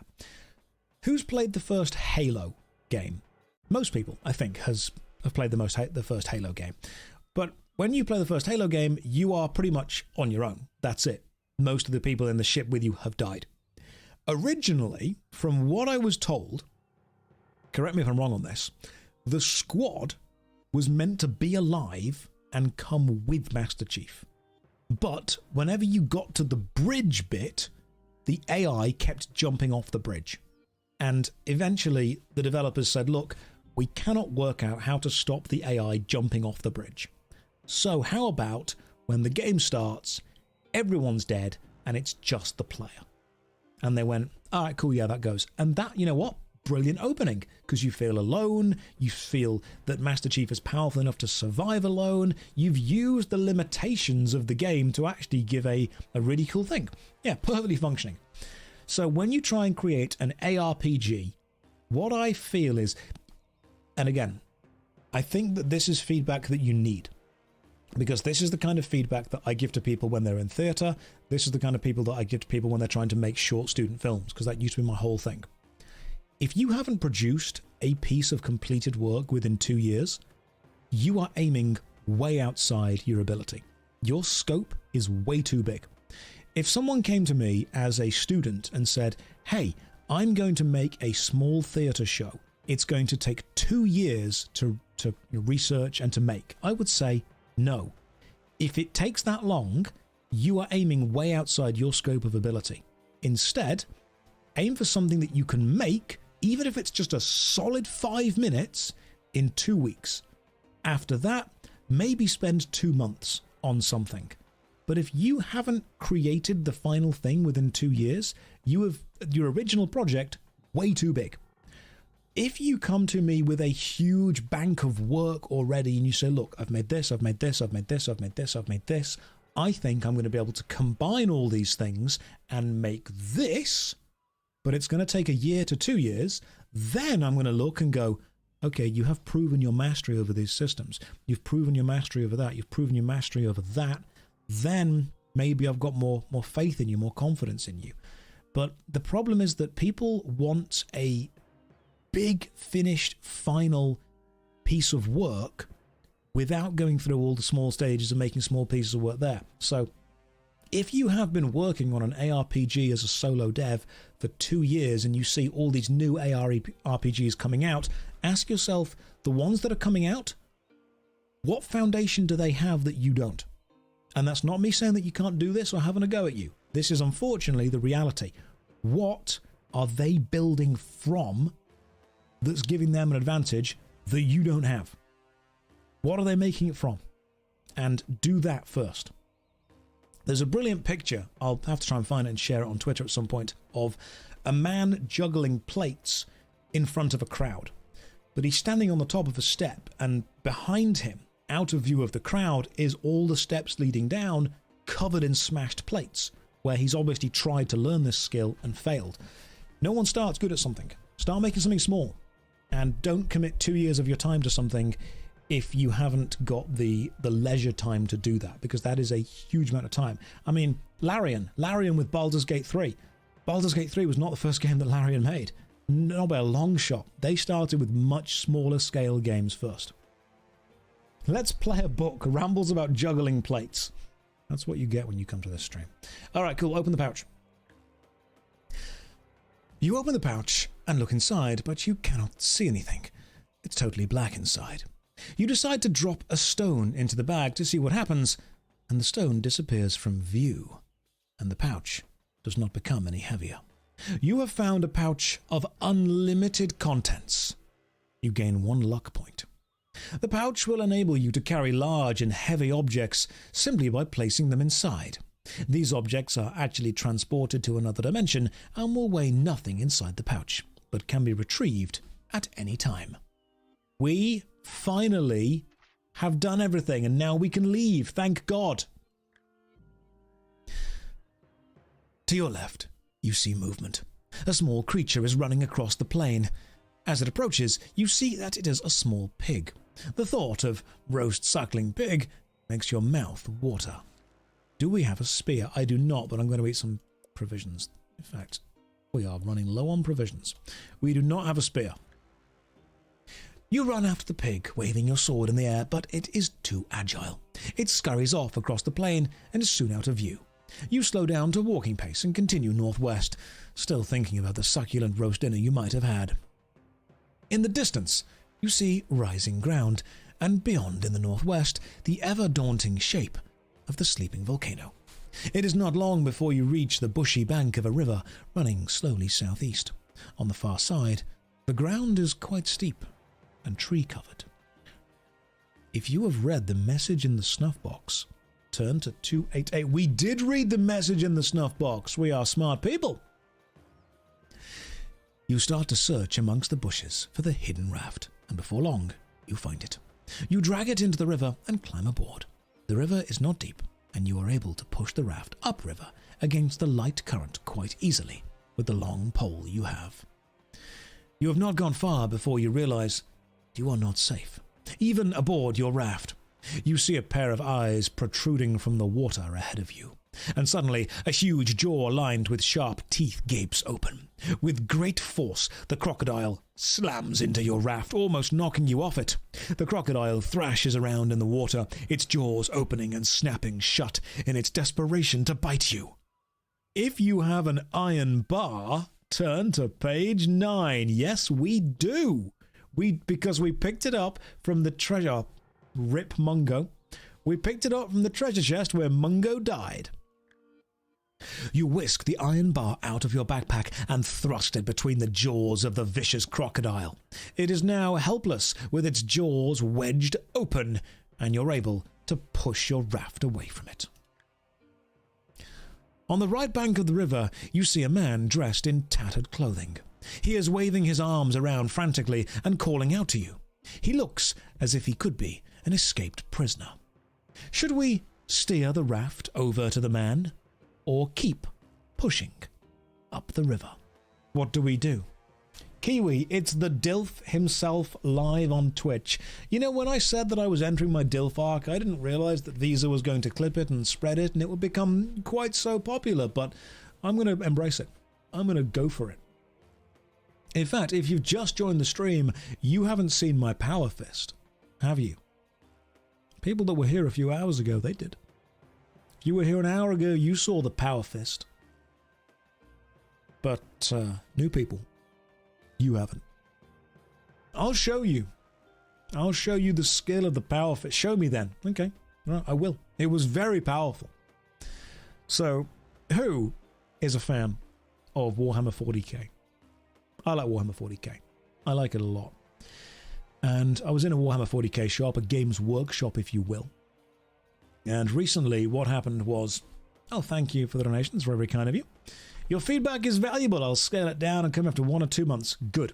And what happens was, I was in a Games Workshop, and I saw they had a big cardboard Space Marine power fist up on the top. And they used that a couple of months ago when there's like a painting challenge and you can put the fist on. And no one was using it now, and I said to the dude, hey, can I have that? And I don't think he was meant to say yes.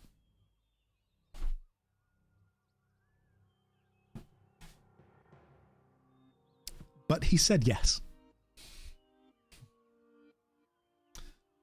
So now, I do have a cardboard Space Marine power fist. Which I think is very cool, by the way. You can't move the fingers or the thumb. There is there's a bar in it that you can grip. But I think this is kind of cool. I like this. This is now my power fist. I like this a lot. Fist bump with this kind of thing. That's cool. I am the Emperor's chosen fister. It's true. That's another joke I stole from the chat. Right, what are we doing? Are we saving this man, or are we not saving this man? Let's find out. You guys get to vote. It's a poll. Do we approach man or ignore the man? Why don't we get a nice large spear, freshly polished, and then get the fist involved for that? We could do. We could do. What we do after the stream is up to us. He seems sus. He does seem like a sussy backer. That's true. Some of you won't know what those words mean, and some of you will be cringing internally. But I have said before that I am allowed to make weeb jokes, for I am a weeb. I am. I have anime figures behind me. I can get them. I can prove this. Not going to. But I could prove it. Which ones? Obviously the best ones, okay?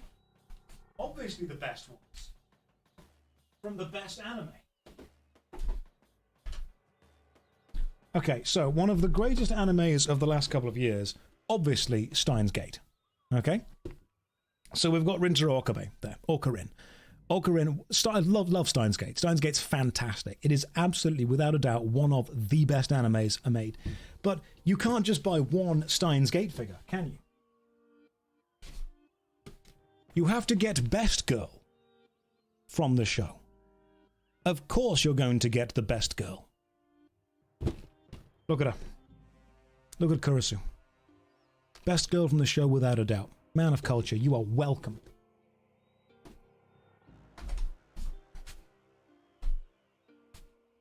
Totoro Best Girl. Yeah, but let's not talk about that because it still makes me sad.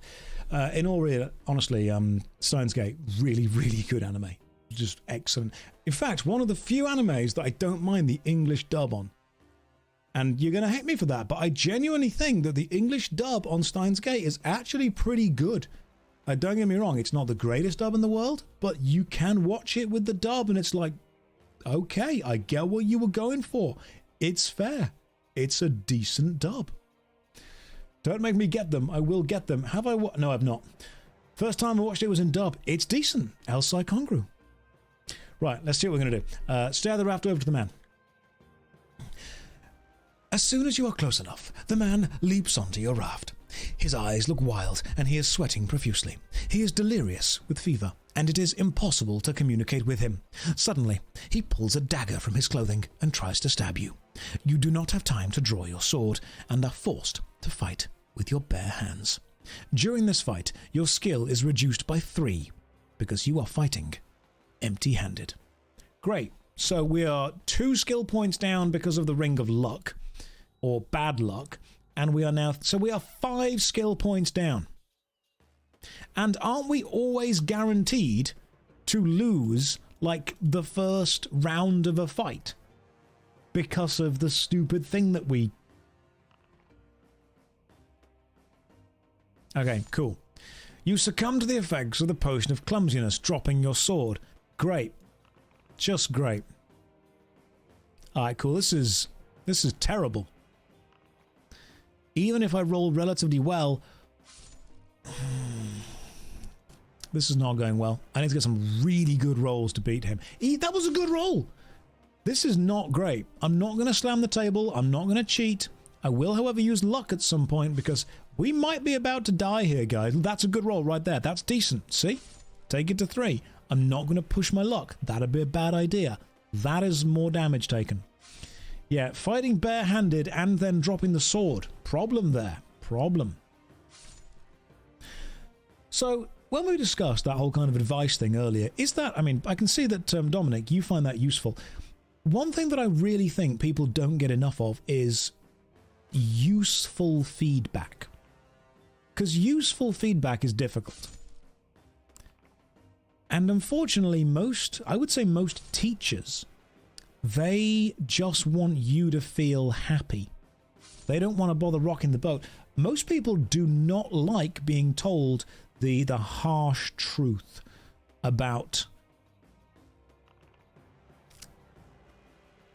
Okay, we are literally down to the last roll here. The combat has lasted long enough.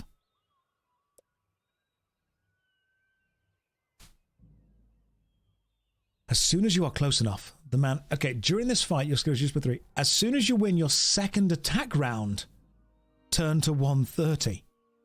Okay, first of all, we are on 1 life. So I'm going to eat some provisions to go back up to not that. You punch the man full in the face and knock him into the river. He screams but does not try to climb back onto the raft. You feel guilty about leaving him behind, but you must push ahead with your mission. I was ready to die. I was straight up ready to die. The river meanders gently through the low hills. As you sweep round the next bend, you see a group of mud huts close to the left bank. You steer the raft into the bank and avoid being seen by any of the hut's inhabitants. Jumping off, you creep forward through the trees and get a better view of the huts. Standing behind one of the huts, you see 2 tall reptilian creatures wearing armor and carrying whips and curved swords. lizard men. If you have read the message in the snuff box, turn to 63, which we have. Mud huts and lizard men guards. You realize that the gold mines must be close by. Do we walk past the huts to find the mines, or deal with the lizard men? What's the goal of this adventure? Rescue the fishermen from the mines. Also kill the Lizard King if we can. Right. Do we try to find mines or fight guards? Bearing in mind that fighting the guards might be a bad idea, because we are already quite low on stamina and skill. Permanently. That is what we're bad on. We're low on that. Yeah, we might die if we fight again. I would love to see you play solo RPG with Mythic GM Emulator. I have heard of that. I'll see if I can play that or something. Is that the one that kind of just makes the adventure up as you go? Because I would play against that. I'd play against Mythic GM Emulator. Kind of. Okay. Oh, I was so ready to die with that previous one, though. So close.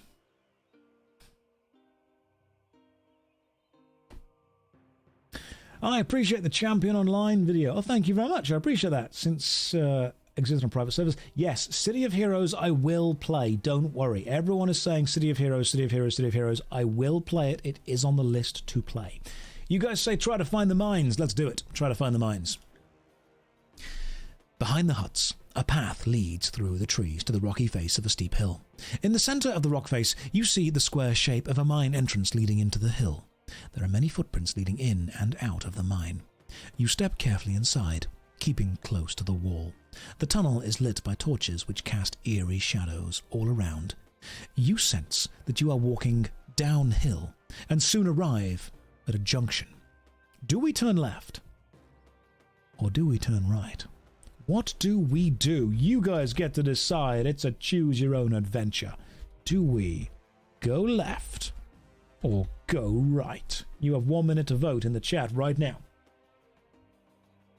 Hi Josh, is this an ASMR stream today? It is, with a general flavour of choose-your-own-adventure book. It's a book stream. That's what we are. Because, you know, books are always great. And they are the offline, old-school adventure that I would always have as a kid. So, I like playing books. It's always good fun. Right, you guys get to vote in the chat right now. You can go left or go right. The vote is active on Twitch. If you manage to 50-50 this perfectly, by the way, to the person, we stop playing the book and instead watch the entirety of my review of The Bouncer with director's commentary. That's what happens. But that has to be to the person perfect, not just 50-50 in general, like to the person perfect. And you're not going to be able to do that. Right, so some of you are saying go right, some are saying go left, and we end on go right with 3 people voting on top. So 101 to 104, we are going right. Again, the tunnel splits at a junction. If you wish to turn left, or do we carry on straight ahead? What do we do? You guys get another poll right now? Do we go left? Or go straight on? You have 1 minute to vote right now. Vote. Tell me where I'm going. The first rule of book club is that you really must talk about book club so we can share more books around people. That's what we need to do. Basically, we can hit an equal vote if we choose not to vote. That's true. Some people have said this before. Some people have said, what happens if nobody votes? Well, in that case, it will be perfectly split. But there is no way that you'll ever get everyone to not vote, because that's like trying to herd cats. It's like trying to organise a classroom full of infants. You can't do it. You just kind of generally direct the chaos in the direction you want it to go and hope for the best. People sometimes say to me, you know, when I was teaching infants in primary school and even low levels of secondary school, how do you, maintain control in the classroom? I'm like, no, it's not about maintaining control. It's more about generally guiding the energy toward where you want it to be so it's mostly contained. That's what you do. Do we turn left? Do we go straight on? Let's have a look. 95 to 92. Winning is straight on. You see a handcart with wooden wheels lying on its side in the middle of the tunnel, blocking your way. A short, broken, skeletal body, perhaps that of a dwarf, lies beside it. A round borehole opens out into the tunnel, and you wonder whether a rock grub might have attacked the unfortunate dwarf. The tunnel continues as far as you can see, although there is no sign of life ahead. Do we crawl down the borehole, potentially made by a rock grub, or do we climb over the cart and continue down the tunnel? We've made it way further than I thought we would do, like way further. Do we climb into borehole or climb over the cart and go down the tunnel? Are rock grubs friend-shaped? They might be. They're probably quite good at hugs. Because, I mean, you could hug a big slug quite easily. It's an easy thing you could do. You could do that. Is this a time where we might want to check the map? And we could do that. Let's have a look. So this is the map. So we've got Crocodile, that we put the iron bar in its mouth. Escaped Prisoner, that we fought and just about beat. The Lizard Men, which we snuck past. The Gold Mine, which we went into. And the borehole that we have got to. So that's where we are now. And now we're saying, do we go into the grub hole, or do we climb over the cart and go down the tunnel? Possibly bookmark. No, that's for cowards. We're not bookmarking this. When we die, we die. We're playing these books solo hardcore. That's what we're playing. This is hardcore, one life, one book. When we die, next week, when we do another book, we try again. Okay, so 81 to 80 votes. You guys are not getting the bouncer this time. It ain't happening. Do we climb over the cart? Yes, we do.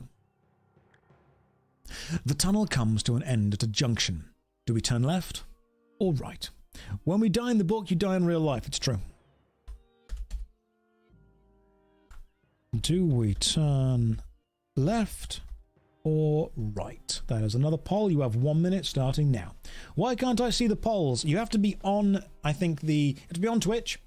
I think you can see it on either mobile or on PC. We have to have the chat window open, and normally it's shown to the top. To the top of where the chat is. I think it's to the top of the chat. That's where it appears to me anyway. But you get to vote whether we turn left or right. Some people are saying do not vote. You won't be able to do it. You will straight up not be able to do it. They're a little hard to see, but they are in the chat window. Apparently on the Twitch app on your phone, you can make it work. Has there ever been a perfect 50-50 result? Yes, there has.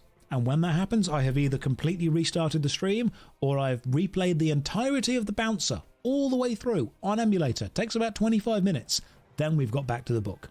That does sometimes happen.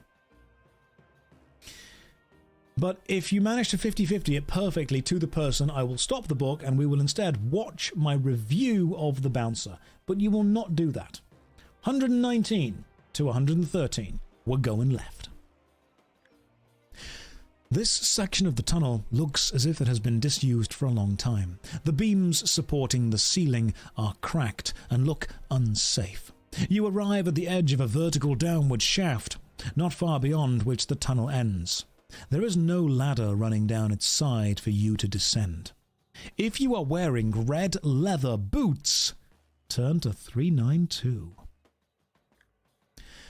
A thought suddenly crosses your mind that perhaps the boots you are wearing might be enchanted.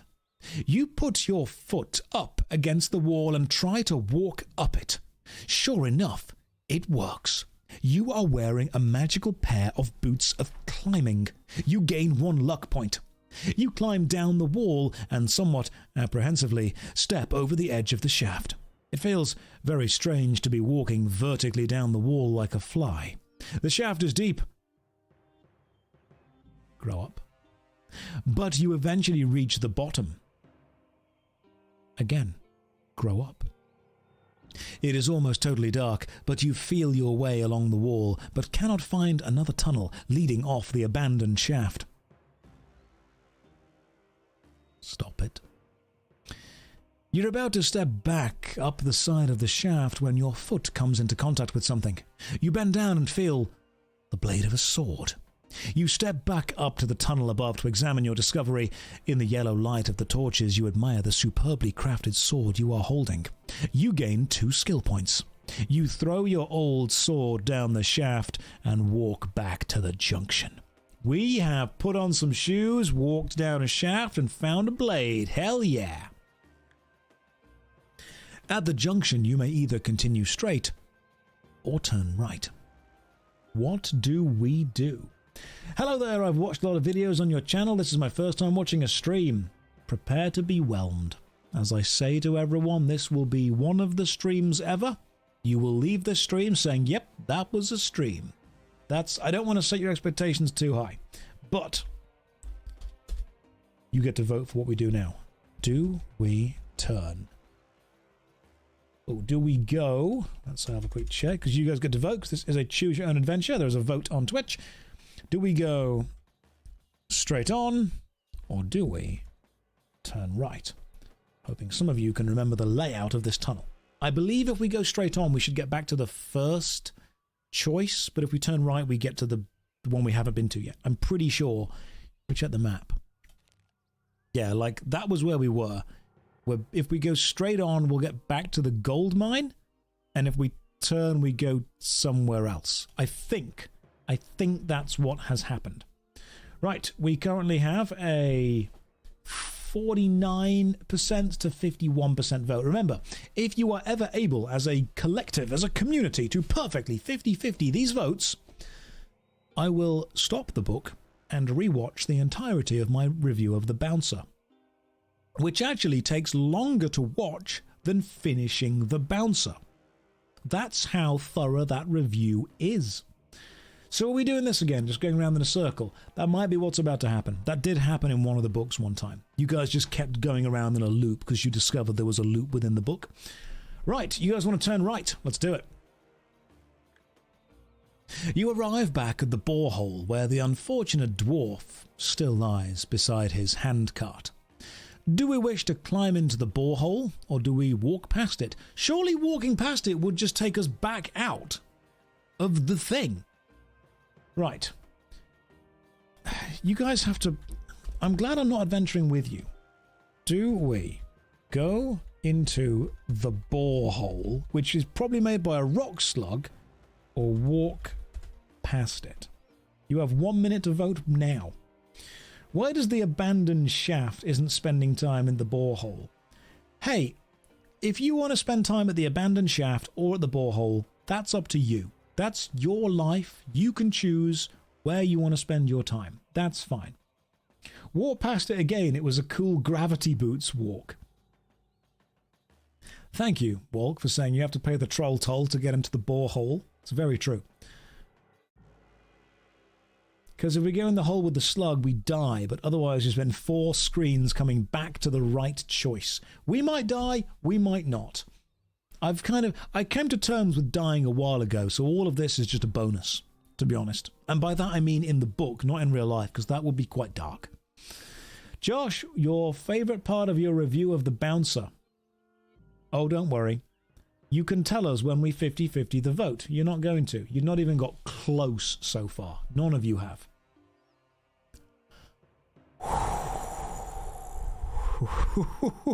That was close. Okay. 113 to 112. That's quite close. Go into the borehole.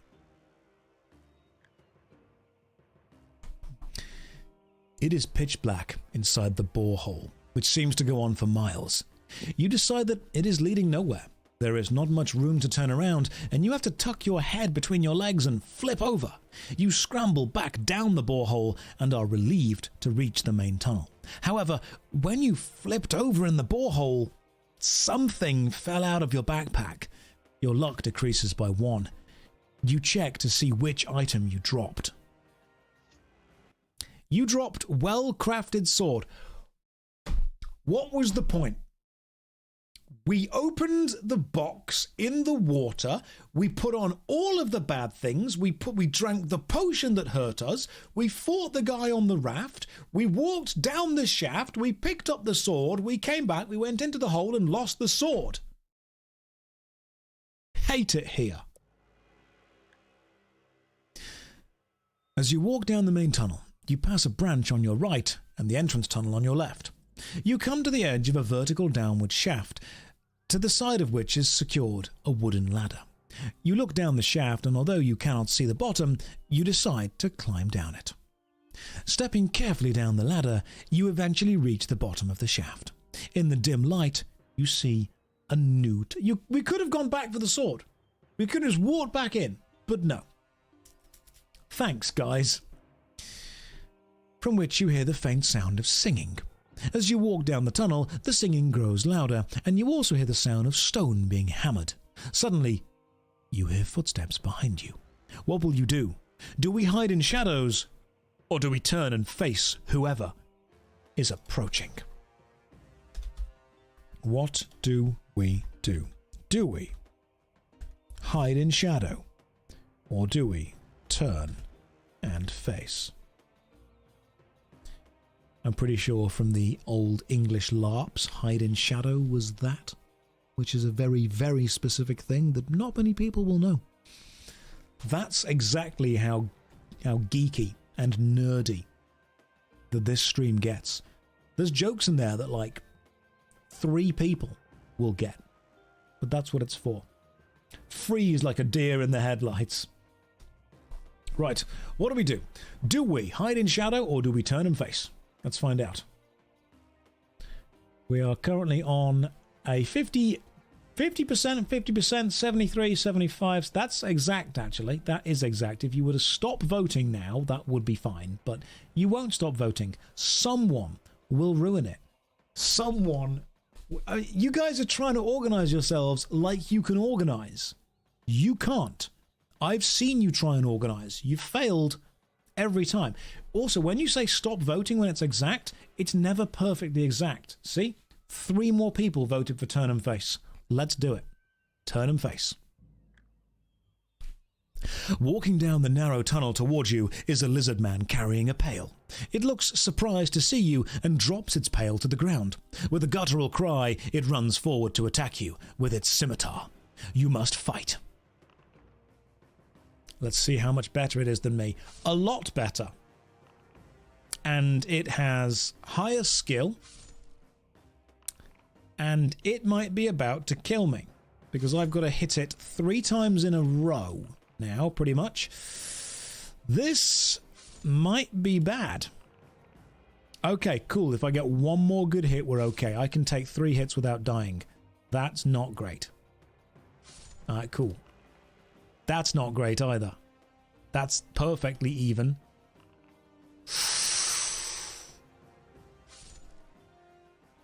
Okay. We might be about to die. In the mines. We might be about to die. In the mines. I can't even roll luck, because to roll luck, you have to roll 3 on 2 dice, which is even harder. You guys ready? Here we go.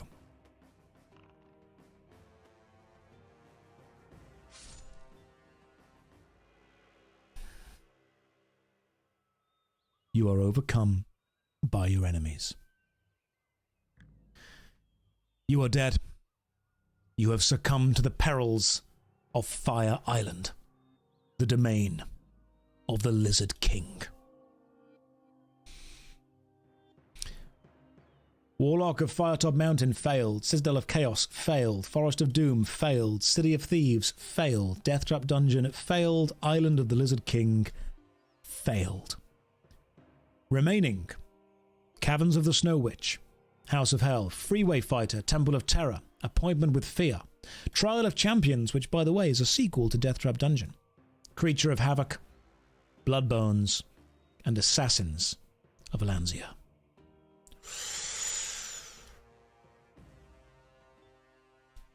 Ladies and gents, I want to try and make streaming a more scheduled thing, so I'm thinking 7 o'clock on Saturday and 7 o'clock on Sunday. Saturday will be fighting fantasy streams. Sunday will be more relaxed streams of me playing games that I want to play. I'm thinking tomorrow we might play Morrowind. I know, it's an older RPG, but it checks out. Or we'll do more Path of Exile, or more old school RuneScape, or RuneScape 3. I don't know. We'll work it out. Anyway, guys, it's Saturday night. Thank you for joining me. We failed Island of the Lizard King. Appreciate your time. Go and have a good night, and I will see you tomorrow at 7 o'clock. Take care. Good night, and God bless.